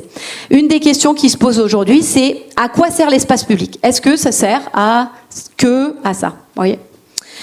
Alors voilà, et puis alors qu'est-ce que c'est, Olivier l'a dit, l'ère de la modernité, c'est, on est là, je pense donc je suis, nous sommes dans la raison, on est dans la tête, le cerveau logique qui compte et qui fait des tableaux Excel se met en route, il prend le pouvoir, et donc alors, je viens de perdre mon fil. Donc, oui, bon, je pense donc je suis. Oui, c'est la pensée. Bon, je ne m'en rappelle plus. Donc, ça va me revenir. Si, c'est ça que disait Olivier. C'est, on va faire simple. Pour produire plus, on va standardiser les process de production. Et donc, l'ère de la modernité, on va tout industrialiser. C'est ça que je veux vous faire comprendre. C'est que dans une société industrielle qui voit le monde comme une usine, tout y passe. Donc l'agriculture, elle y passe. Donc on va enlever la complexité des systèmes écosystémiques et on va simplifier les process de production. Donc on pourrait dire que l'idéal, ce serait de faire une monoculture. Voilà, on va faire toujours la même chose, puis on va être efficace, on va produire au maximum. Et ça va être pareil dans l'immobilier. On va standardiser l'immobilier. C'est-à-dire que, eh bien aujourd'hui, par exemple, en France, moi je dis toujours en France, donc ça va être le modèle de la maison individuelle, le pavillon sur parcelle. Pourquoi? C'était super. Le modèle du pavillon au milieu de sa parcelle était adapté à quoi? À un idéal moderne qui est le suivant. La société moderne, c'est la fin des communautés, fin de la communauté familiale, fin de la communauté villageoise, et c'est l'individualisation. Et donc, les gens désirent, sont dans l'imaginaire de cette individualisation, et donc cet imaginaire va s'incarner dans le pavillon au milieu de sa parcelle. Le pavillon, le couple se sépare du grand-père, de la grand-mère, du vieux tonton célibataire de la ferme, on vit en couple avec les enfants, et on met le jardin autour enclos d'une haie pour se séparer de la communauté villageoise. Et donc, ce modèle va tout à fait convenir à l'époque, il est très bien, mais vous voyez combien il s'est standardisé, puisque en France, on a deux modèles. Moi, je dis il y a deux modèles de maison. Au sud de la Loire, c'est le pavillon à faible pente et toit plutôt de tuiles. Et au nord de la Loire, jusqu'en Bourgogne, on a forte pente avec un toit en ardoise ou des choses qui à différentes couleurs. Mais enfin, quelque chose comme ça, vous voyez. On va avoir une banalisation du paysage. On pourrait dire que comme l'idée, c'est que le monde est une usine, il faut que ce soit propre, pratique et pas cher. Donc il faut que ce soit propre. La modernité est profondément hygiéniste. Donc on ne veut pas, tout doit être sous contrôle. Donc il faut goudronner parce qu'il ne faut pas d'herbes sauvages, il faut que ce soit propre, etc. Ensuite, il faut que ce soit pratique. C'est l'ergonomie qui prime. Donc il y a un côté pratique. Vous voyez, on rentre la voiture dans la maison, à côté de la chambre à coucher. On pourrait presque aujourd'hui aller au drive, vous voyez. Et donc il faut que ce soit pratique. Alors il y a Florence Foresti qui dit c'est moche, mais c'est pratique. C'est moche, mais c'est pratique. Elle dit mais attention, il faut faire attention quand même, parce qu'avec une idée comme celle-là, un jour tu te réveilles, mais c'est la fête du moche chez toi. Et on pourrait dire que d'un point de vue urbanistique, la modernité, d'une certaine façon, elle va, comme les centres-bourgs, les vieux centres-bourgs de l'ère paysanne ne sont ni propres, ni pratiques, ni pas chers, eh bien, les vieux centres-bourgs de l'ère paysanne, ils sont abandonnés et on va faire la ville moderne, c'est-à-dire la ville motorisée, etc. On va la faire autour. Et donc, il y a une périurbanisation autour des noyaux anciens. Et c'est vrai qu'il y a une très grande banalisation, tout se ressemble, hein, mais c'est pratique. Et c'est pas cher. Voilà à peu près où nous en sommes, où nous en étions. Voilà. Et puis est arrivée dans notre histoire la révolution numérique, 1990, Internet. Et là, la plupart d'entre vous, en 1990, vous étiez nés, on s'est à peu près tous dit, bah écoutez, la révolution numérique, c'est une évolution technologique parmi celles comme les autres, hein, comme les autres. Et donc, eh bien, c'est la modernité qui continue. Et tout le monde, franchement, en 1990, même en l'an 2000, tout le monde se disait, bah oui, la révolution numérique, c'est une révolution dans l'ère de la modernité, mais ça continue. On va aller encore plus loin, encore plus vite, encore plus fort grâce au numérique. Mais ce qu'on n'avait pas perçu, c'est que la révolution numérique nous fait muter dans notre relation à l'espace et au temps. Pourquoi ? Parce que la révolution numérique, elle dématérialise. Or, la culture moderne est une culture profondément matérialiste. Donc tous nos règlements de marchands, d'échanges marchands, etc., toutes nos organisations hiérarchiques, tout est lié au fait qu'on est dans une société matérialiste, etc. Et donc, vous voyez, parce que le numérique, en fait, va abolir quasiment l'espace-temps. C'est-à-dire que le temps n'existe plus, il y a une immédiateté, mais quasiment va abolir l'espace également, puisqu'on peut envoyer des fichiers, on peut imprimer à distance des objets. Hein, je dis toujours, on n'arrive pas encore à se téléporter, mais disons, à part ça, tout à peu près peut traverser le monde entier dans la seconde. Et donc, ça va transformer notre relation à l'espace-temps, ça va complètement transformer toute notre vision du monde, et ça vous aura pas échappé que notre vision du monde est en train de partir en distribule, comme on dit en Bretagne. J'ai pas le mot pour le Poitou. Bien que je sois du Sud-Loire, mais enfin, bref. Alors, donc, vous voyez que on en est là, c'est-à-dire que, ok, on est... il va falloir qu'on commence à bien réfléchir sur...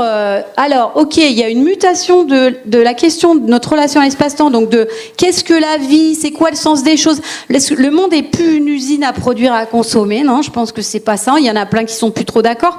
Donc, notre imaginaire collectif, qui était celui du XXe siècle, de la culture moderne glorieuse, des 30 glorieuses, est en train de partir, s'évapore, et ben, il y a tout un imaginaire à bien réfléchir et puis à commencer à comprendre. Alors, c'est d'autant plus compliqué que, en fait, quand on veut se projeter dans l'avenir, quand on dit, bon, bah, demain, ce sera quoi ? Eh bien, il n'y a pas un imaginaire collectif qui est construit, il n'y a pas un récit du futur qui est construit, mais je vais vous en présenter deux. Alors, je vais vous en présenter deux, pas pour dire que c'est binaire, qu'il y a A ou B, c'est plutôt pour vous dire que, en fait, il y a un imaginaire comme ça, qu'on arrive assez bien à cerner, et puis, par opposition, se crée autre chose.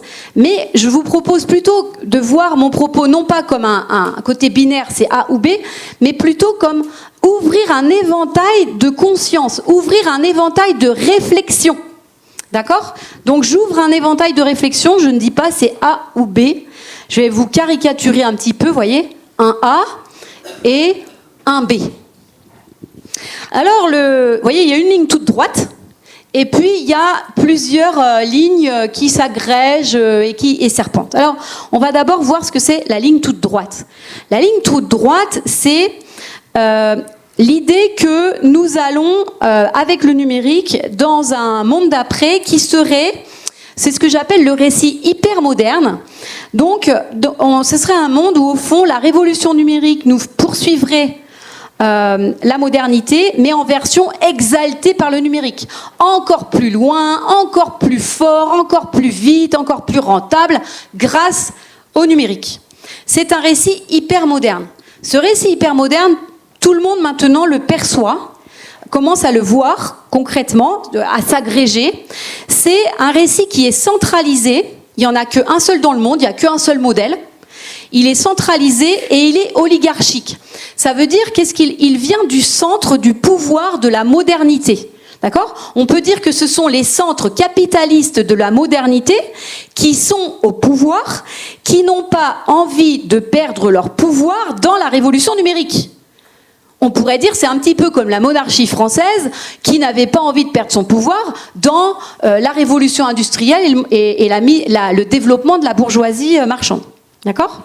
Donc, ce pouvoir central, il a qu'un récit, et lui, j'ai pris une métaphore, on est en train de passer du monde usine, où où l'homme serait une machine biologique dans ce monde usine. Là, il y a beaucoup de métaphores qui vont dans ce sens-là. On est à voir le monde comme un ordinateur. On nous présente le monde est comme un ordinateur, avec des connexions, des synapses, des logarithmes, tout ça. Et qu'est-ce que l'homme là-dedans ? Eh bien, l'homme, lui, il est une sorte de composant biotech qui fait partie de l'ordinateur général, et donc les humains doivent se connecter via Internet aux objets qui les entourent. On pourrait dire que l'homme devient plus objet. Alors Emmanuel Todd dit, là, c'est l'homme qui croit plus en rien. Et alors, qu'est-ce que l'espace, le temps et le corps là-dedans ? Eh bien, on peut dire que l'espace, on essaie de le supprimer. Enfin, il reste encore des traces d'espace, mais le temps a quasiment disparu. On est dans l'instantanéité. Hartmut Rosa dit la société hypermoderne, c'est la société frénétique. D'accord ? La société frénétique, c'est une société de l'instantanéité. Donc, quand on est dans l'instantané, on est amnésique. D'accord ? Si vous êtes dans l'instantané à chaque jour, vous êtes amnésique de ce que vous avez fait la veille. Donc, la société hypermoderne est une société relativement amnésique. On a du mal à avoir du recul. Et moi, je le dis, regardez sur les statistiques. Aujourd'hui, on fait des diagnostics territoriaux où on prend les stats des 2-3 dernières 4 années. C'est déjà, c'est déjà pas mal. Et puis, voilà. Donc, c'est une société relativement amnésique. Et Hartmut Rosa dit, la société hypermoderne est une société frénétique. C'est-à-dire, elle est dans l'espace et dans le temps, elle est très agitée de corps et de cerveau. Donc, on est un petit peu agité du bocal. Et qu'est-ce qui se passe, en fait, quand on est agité de corps et d'esprit ? Je vais vous dire une grosse banalité, hein, mais on ne peut pas avoir de réflexion profonde. Parce que d'abord, on est amnésique, donc on ne se rappelle plus de rien. Et puis, donc, vous voyez, des fois, on le voit, hein, il y a des gens, ils ne se rappellent pas que l'histoire de la décennie d'avant. Et donc, on n'arrive pas à avoir une pensée profonde. Et donc, Hartmut Rosa dit, la société moderne, elle est complètement détachée du temps et de l'espace. Elle ne sait pas où elle est, elle ne sait pas à quel jour on est, parce qu'elle est toujours dans l'instant. Et comme elle est détachée du temps et de l'espace, eh bien, si vous perdez le sens du temps et de l'espace, vous perdez le sens de votre propre identité. Puisqu'à preuve du contraire, votre identité, c'est d'être incarné dans l'espace-temps. Donc, les gens perdent le sens de leur propre identité. Il dit, ce sont des zombies. C'est-à-dire, un zombie, qu'est-ce que c'est ? Ça a l'air d'être un être humain, mais il ne peut pas réfléchir. Il est très mécanique, il fait ce qu'il a à faire, mais mécaniquement. Donc, Hartmut Rosa dit la société hypermoderne est une société frénétique qui a aucune capacité d'innovation. Elle ne peut faire que ce qu'elle répète sans cesse. Elle dit c'est pour ça qu'on ira à l'effondrement sans broncher. Parce qu'il n'y a aucune réflexion profonde. Et il dit un des meilleurs indicateurs de cela, c'est le développement de la bureaucratie et des réunions qui ne servent à rien, sauf à coordonner tout le monde. Mais comme tout le monde est un peu égaré dans l'espace-temps, c'est pas évident. Bon. Je pense que vous voyez à peu près de quoi je parle. Hein ? Donc, vous avez compris que... Et là, ça va générer un nouvel environnement de vie que les humains n'ont jamais connu. Puisque les chasseurs-cueilleurs vivaient dans la nature sauvage. Les paysans vivaient dans une nature domestiquée par l'homme qu'on appelle la campagne. Les modernes, eux, ils vivent dans des espaces artificiels, c'est-à-dire des espaces construits par les humains, que dans le langage commun, on va appeler la ville. D'accord ? La ville, c'est un environnement de vie construit. Eh bien, on pourrait dire que dans ce récit hypermoderne, on est en train d'inventer un nouvel environnement de vie. C'est les environnements de vie virtuels. D'accord ? Donc, on vit dans des environnements de vie non matériels. C'est une réalité humaine non matérielle. Donc, vous voyez, première possibilité, nous allons vers ce monde d'après, le récit hypermoderne. Pour vous faire une caricature que tout le monde comprendra, si on pousse le bouchon, c'est un peu le monde à la chinoise, qu'on pourrait dire le monde à la chinoise. Alors que on pourrait dire que l'ère moderne, c'est plutôt l'American Way of Life, 30 glorieuses, vous voyez. Bon, donc là, on est dans le modèle à la chinoise. Alors, on va au bout du bout, c'est le monde virtuel. On pourrait dire que le chaînon manquant, pas le chaînon manquant, mais le chaînon entre la ville moderne et les mondes virtuels, c'est un peu la smart city, c'est-à-dire la ville qui est gérée avec de la donnée numérique massive captée sur les individus. Bon, alors, vous voyez qu'en termes d'aménagement et d'urbanisme, ce monde-là, qu'est-ce qu'il génère? Il génère un urbanisme du contrôle, puisque le but, c'est que l'ordinateur général, qui est connecté avec tout, avec les gens, leur frigo, la bourse du blé de Chicago, eh bien, il faut que ce monde fonctionne. Et donc, pour qu'on fonctionne, qu'il n'y a pas de grain de sable dans toute cette communication, il faut un urbanisme du contrôle. Et cet urbanisme du contrôle est en train de contaminer l'ensemble de nos façons de faire. Je prends un exemple de l'urbanisme du contrôle. Regardez regardez le développement bien, des caméras à tout bout de champ. Vous voyez ? Il y a une poubelle, vous voyez, des poubelles qui sont détruites dans le bourg. Bon, la solution, c'est la caméra. Ça peut être ça. Moi, je le dis toujours, faites attention en tant qu'élus ruraux. Moi, je voyage beaucoup, je fais des conférences un peu partout. Vous savez l'effet que ça fait d'arriver dans une commune où la première chose qu'on voit, c'est commune sous vidéosurveillance, voire commune sous vidéo-verbalisation. Moi, je suis arrivée, par exemple, à Autun, petite ville au bord du Morvan, et il y a une très jolie cathédrale ancienne et tout. J'arrive avec un a priori, je vois la cathédrale au fond, des petits bois verts sur les côtés. Visiblement, il n'y a pas grand monde, il ne se passe pas grand-chose. Et qu'est-ce que je vois en premier? Commune sous vidéosurveillance, commune sous vidéo-verbalisation.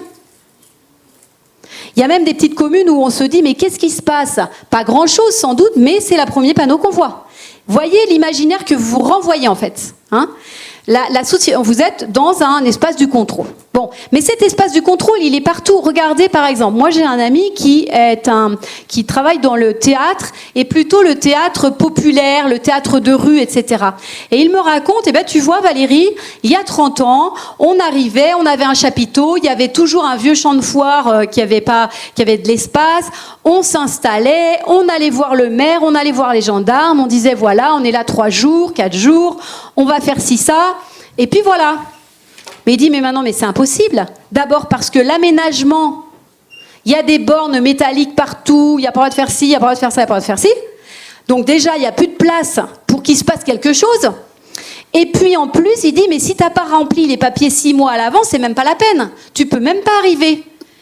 Donc, à force de dire, pourvu qu'il ne nous arrive rien, eh bien, il nous arrive carrément jamais plus rien. Et quand il nous arrive plus rien, c'est plutôt la mort. Voyez ? Donc, vous voyez ce que je veux dire, c'est que cet urbanisme du contrôle, qui est un espèce d'imaginaire collectif qui plane au-dessus de nous, si on n'en a pas conscience, on va le faire atterrir, on le matérialise. Voyez ? Donc, ça, c'est la première chose. Donc, il faut que ce soit sans contact, oui, c'est sans contact, c'est fluide, c'est sous contrôle.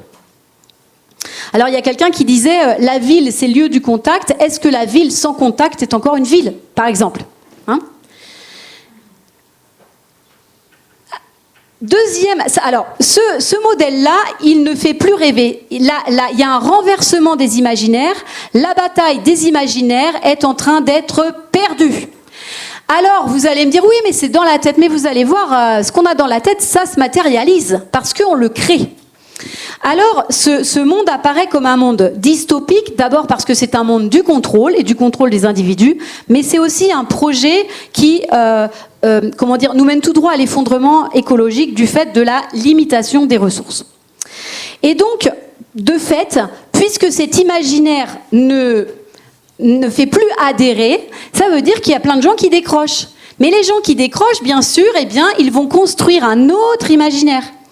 Et donc, ces gens qui décrochent, ça va être des mouvements néo-paysans, ça va être des mouvements altermondialistes, ça va être des mouvements écologiques. Il y a un peu de tout. Bon. Mais le flux ne fait que grossir.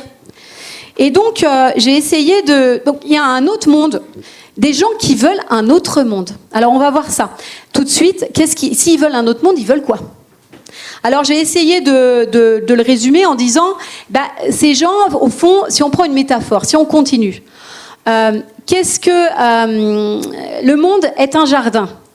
C'est pas un ordinateur, le monde, c'est un jardin. Il y a un côté renaturalisation, on atterrit sur Terre, on revient sur Terre. C'est pas un ordinateur, le monde. C'est pas virtuel. Et donc, c'est plutôt un jardin. Et dans ce monde jardin, l'homme est connecté, mais il est connecté naturellement. Il est connecté à quoi?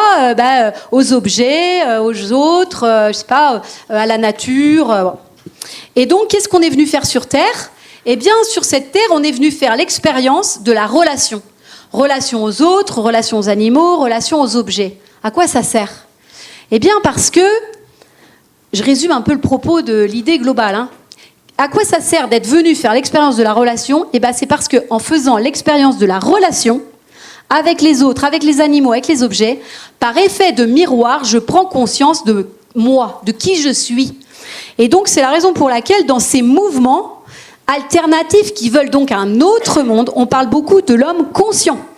On passe de l'homme qui croit en rien, dans le récit hyper moderne, à l'idée de l'homme conscient. L'homme conscient, qu'est-ce que c'est? C'est un être humain qui a une capacité relationnelle paisible, sereine, avec tout ce qui l'entoure. Alors ce monde conscient, lui, je résume très rapidement, mais ce monde conscient, lui, enfin ce monde conscient, ce monde jardin, lui, il va plutôt chercher c'est sain, ça maintient ma vitalité. Tout ce qui est sain, c'est ce qui maintient ma bonne santé. C'est authentique, ça veut dire que c'est une relation, c'est pas parfait, c'est pas une relation marchande. On n'est pas là pour faire du business, en fait. Il y a quelque chose de vrai qui n'est pas strictement marchand. Et puis, c'est beau. La question de la beauté, qu'est-ce qui est beau? C'est ce qui produit un émerveillement face à la vie. Alors, je vais essayer de développer ça. Et derrière ça, je pourrais dire, je résume un peu des grandes idées. Tout à l'heure, c'était l'urbanisme du contrôle. Là, ce que ça donne un urbanisme de la relation. C'est-à-dire là, dans cette façon de voir le monde, eh bien, on est plutôt dans un urbanisme de la relation. Travailler à la relation entre l'homme et la nature, entre les hommes entre eux, etc. Alors, donc, vous comprenez pourquoi, vous voyez, ces grands schémas, on est en train de sortir du monde de la modernité avec le monde est une usine. Et là, on est en train d'entrer dans une nouvelle ère numérique avec deux tendances opposées. D'un côté, le monde est un ordinateur, il faut qu'on devienne comme des objets pour être connecté à tout et tout ça. Et là, on est dans un urbanisme du contrôle. Soit on pense que le monde est plutôt un jardin, j'y vais à grands traits, le monde est un jardin et qu'on est venu là pour faire l'expérience de la relation et que donc on va travailler à un aménagement de la relation. Donc vous comprenez que lorsque vous aménagez, vous matérialisez une idée, vous la faites atterrir. Donc, si je résume la situation des élus voilà, il y a dans les 30 Glorieuses, l'imaginaire collectif, c'était la vie moderne. On peut dire que tout le monde adhérait à l'American Way of Life des années 50. Et donc, les gens ont envie, le modèle idéal, c'est la ville moderne. Une ville moderne avec les voitures, des supermarchés, etc. Et donc, la réponse que les élus, les services de l'État, c'était l'équipement. Et on pourrait dire qu'il y a donc une première couche ou un premier étage à la fusée de l'aménagement, c'est l'équipement. Ok ? Alors, à l'idée, c'était pour faire ville. On équipe. Ça, c'était donc l'idéal de la vie production-consommation. Dans les années 80, il y a eu la désindustrialisation de l'Occident. L'Occident industriel a laissé partir son appareil industriel vers l'Asie. Et donc, on ne peut plus être dans un imaginaire production-consommation.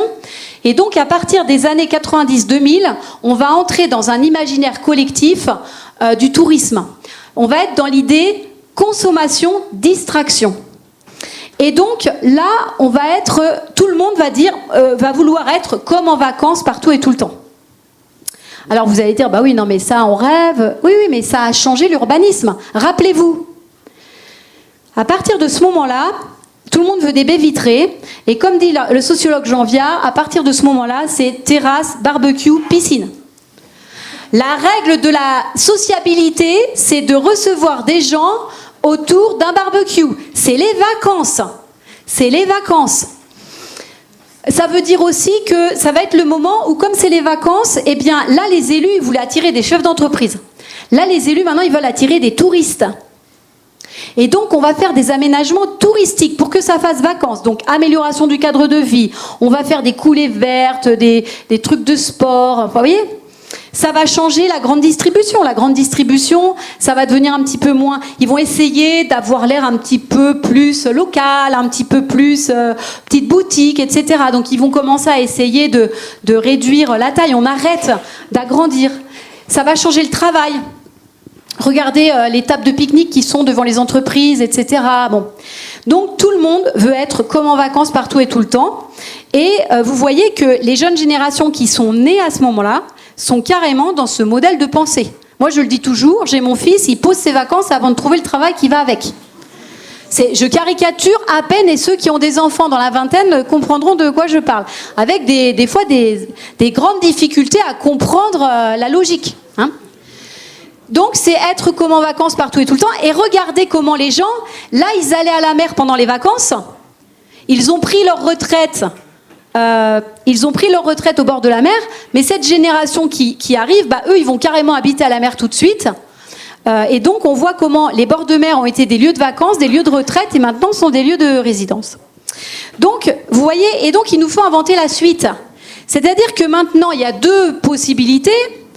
Il y a, est-ce que vous pensez qu'on va vers la vie hyper moderne ? Donc avec l'idée qu'il faut des équipements numériques, que les gens ils viennent là parce qu'ils veulent vivre un petit peu comme dans un jeu vidéo, et que donc vous allez aménager votre territoire comme si les gens étaient un petit peu dans un jeu vidéo. Vous voyez ce que je veux dire ? Ou est-ce que vous pensez que les gens qui viennent veulent un autre monde ? Et alors là, vous voyez que s'il y a quelqu'un qui vient et qui vous dit, parce que des gens qui viennent pour dire, moi je suis à la campagne mais je veux comme la vie en ville, vous savez à peu près faire. Il y en a. Ils veulent la vie en ville. Il y en a qui viennent à la campagne en disant moi je vais être comme en vacances partout et tout le temps. Ça vous savez faire, c'est le deuxième étage de la fusée, c'est la qualité environnementale. Et puis je vous ai pas dit, mais vous avez vu ce que ça a donné, et Olivier l'a confirmé, c'est que vous voyez les régions touristiques, d'accord, on veut être comme en vacances partout et tout le temps, mais ça a un impact réel, c'est-à-dire que les gens vont vraiment habiter là. Ils vont vraiment essayer de créer des emplois là, voyez ? Imaginons, donc ça c'est le deuxième étage de la fusée, hein, équipement, qualité d'habitat. S'ils veulent un autre monde, qu'est-ce qu'ils veulent ? Alors ça c'est un impensé politique. Qu'est-ce qu'ils veulent ? Il y a des gens, ils viennent, moi je veux un autre monde, j'en ai trop marre, là, le monde ordinateur, sous contrôle, je veux pas ça. J'arrive à la campagne parce que je veux autre chose, je veux un autre monde. Ça, il n'y a pas de pensée politique, il n'y a pas de réponse politique là-dessus. C'est le troisième étage de la fusée. Alors pour conclure, faut que j'arrête ? Bon, pour conclure, parce que je pourrais bien sûr parler encore bien longtemps. Mais on va continuer en échangeant. Et voilà. Eh bien, moi, ce que je propose, c'est que pour essayer d'inventer le troisième étage de la fusée, il faut faire simple. On va revenir aux bases. La situation est chaotique.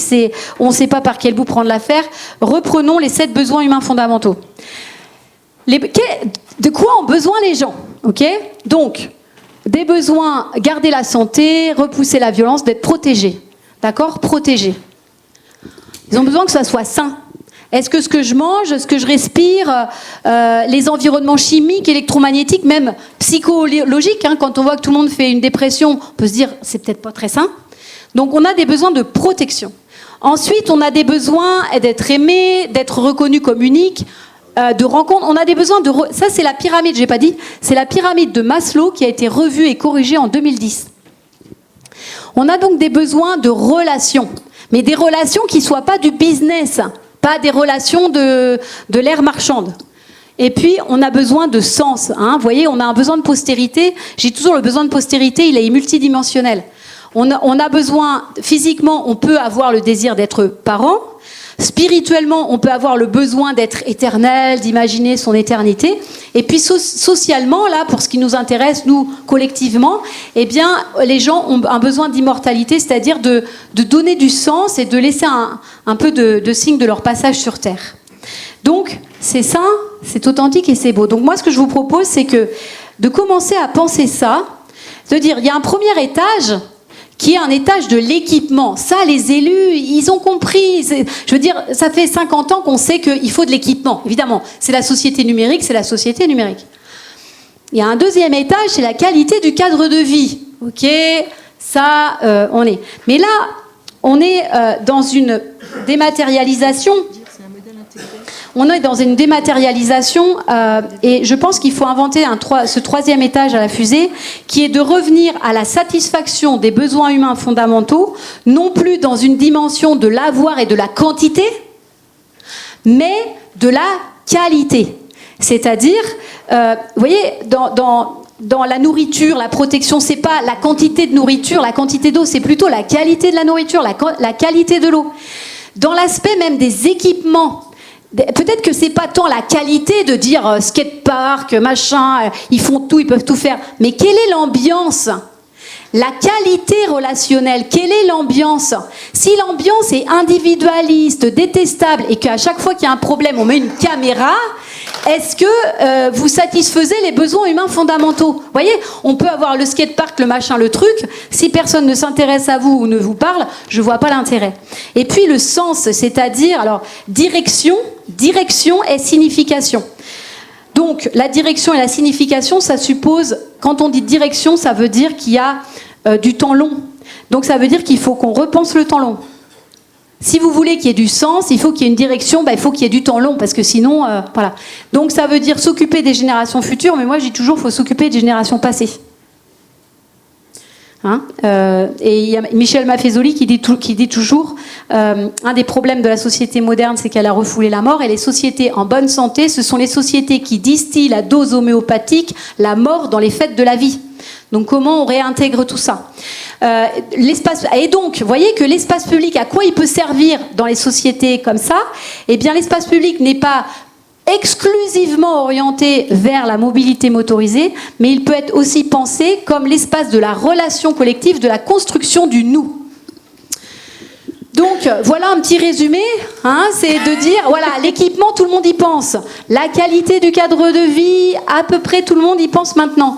Mais prenez conscience qu'il y a un changement, encore une fois, une évolution de notre imaginaire collectif, et que si vous voulez aller dans cet urbanisme de la relation, ce monde comme un jardin, eh bien, je lance une idée en disant, je pense qu'il faut continuer à chercher à satisfaire les besoins humains fondamentaux, mais dans une dimension plus de qualité et d'être, plutôt que de quantité et de matérialité. Autour de l'idée, c'est sain, c'est authentique et c'est beau, c'est-à-dire je protège les corps et les cerveaux, je relie les cœurs et je donne du sens.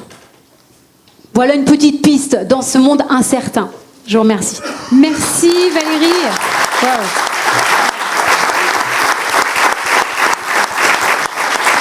J'invite Olivier à revenir. Merci pour cette brillante présentation. J'ai beau l'avoir écoutée plusieurs fois, de façon différente, c'est toujours un effet incroyable. Vous avez certainement envie de réagir, et c'est pour ça que je voulais qu'on tienne les délais pour nous offrir ce moment d'échange, en croisant à la fois les regards, bien sûr, d'Olivier, de Valérie, mais aussi certainement ce que ça a pu vous procurer comme type de sentiment. N'hésitez pas, levez la main, on a le temps pour ça, maintenant. Ça peut être aussi des témoignages sur le plan A ou le plan B. Moi, je vais plutôt prendre l'option plan B, personnellement. N'hésitez pas, il suffit juste de lever la main, et les micros, vous les avez juste devant vous, donc on ne peut pas faire plus simple pour échanger. Mais en attendant que ça vienne, peut-être Olivier... Ah bah si, je ne vous avais pas vu. Bonjour. Et je vous invite, oui, le micro, vous pouvez le baisser vers vous, c'est déjà enclenché. Juste vous présenter, s'il vous plaît. Oui, bonjour, Brigitte Réau, Pôle d'Attard, la région Nouvelle-Aquitaine. Merci pour vos présentations. Alors, je connais bien celle d'Olivier, moins celle que vous avez présentée, madame. Je souhaitais savoir quel regard vous portez par rapport à la lecture de la société. Aujourd'hui, on est quand même dans une société de consommation, de production, de croissance, où, quand on allume la radio, on entend plutôt parler PIB, consommation des ménages. Quelle lecture, justement, analytique vous développez par rapport à ça, qui est quand même très, très conditionné. On entend bien les enjeux de transition, et nous-mêmes, on les travaille et on en a conscience, mais on a l'impression quand même, je dirais, d'une lecture assez monolithique au niveau de l'État sur cette dynamique, justement, cette ligne qui est déjà tracée. Oui. Alors, vous l'aurez compris, le récit hyper moderne, le récit des pouvoirs en place qui entendent, au fond, se maintenir, c'est le récit dominant, évidemment, hein, parce que les pouvoirs sont en place et ils n'entendent pas particulièrement perdre leur place. Donc, ils tâchent de se maintenir. Donc, avec cette idée de continuons dans la modernité, exaltée par le numérique. Et vous voyez bien qu'il y a de plus en plus de gens qui décrochent, d'où, en fait, une grande tension qui ne fait que s'accroître entre, on va dire, un centre qui a un projet de futur auquel adhèrent de moins en moins les populations. Je vous l'ai dit, mais le récit, moi je l'appelle le récit de la transition parce qu'il n'a pas, je ne sais pas comment l'appeler, il n'y a pas encore un imaginaire qui est bien constitué. Mais ce récit de la transition, je l'ai pas développé, mais vous avez bien vu, il est décentralisé et il est subalterne. C'est-à-dire que ce récit de la transition, ce projet de dire la modernité, c'est un modèle culturel passé, on décroche et on invente autre chose, toute autre chose, et la révolution numérique nous permet d'inventer toute autre chose, eh bien ça va naître partout sur les territoires, c'est de partout, et c'est plutôt donc dans des positions subalternes. Évidemment, c'est dans les positions qui n'ont pas le pouvoir, où il y a ça qui se développe. D'où, pour moi, la tension qui se développe et qui ne va faire que se développer. Alors, je n'ai pas de réponse à l'épilogue de toute cette affaire-là. Je n'ai pas la réponse, mais en tout cas, dans la situation où le futur est inconnu, c'est important de bien le percevoir.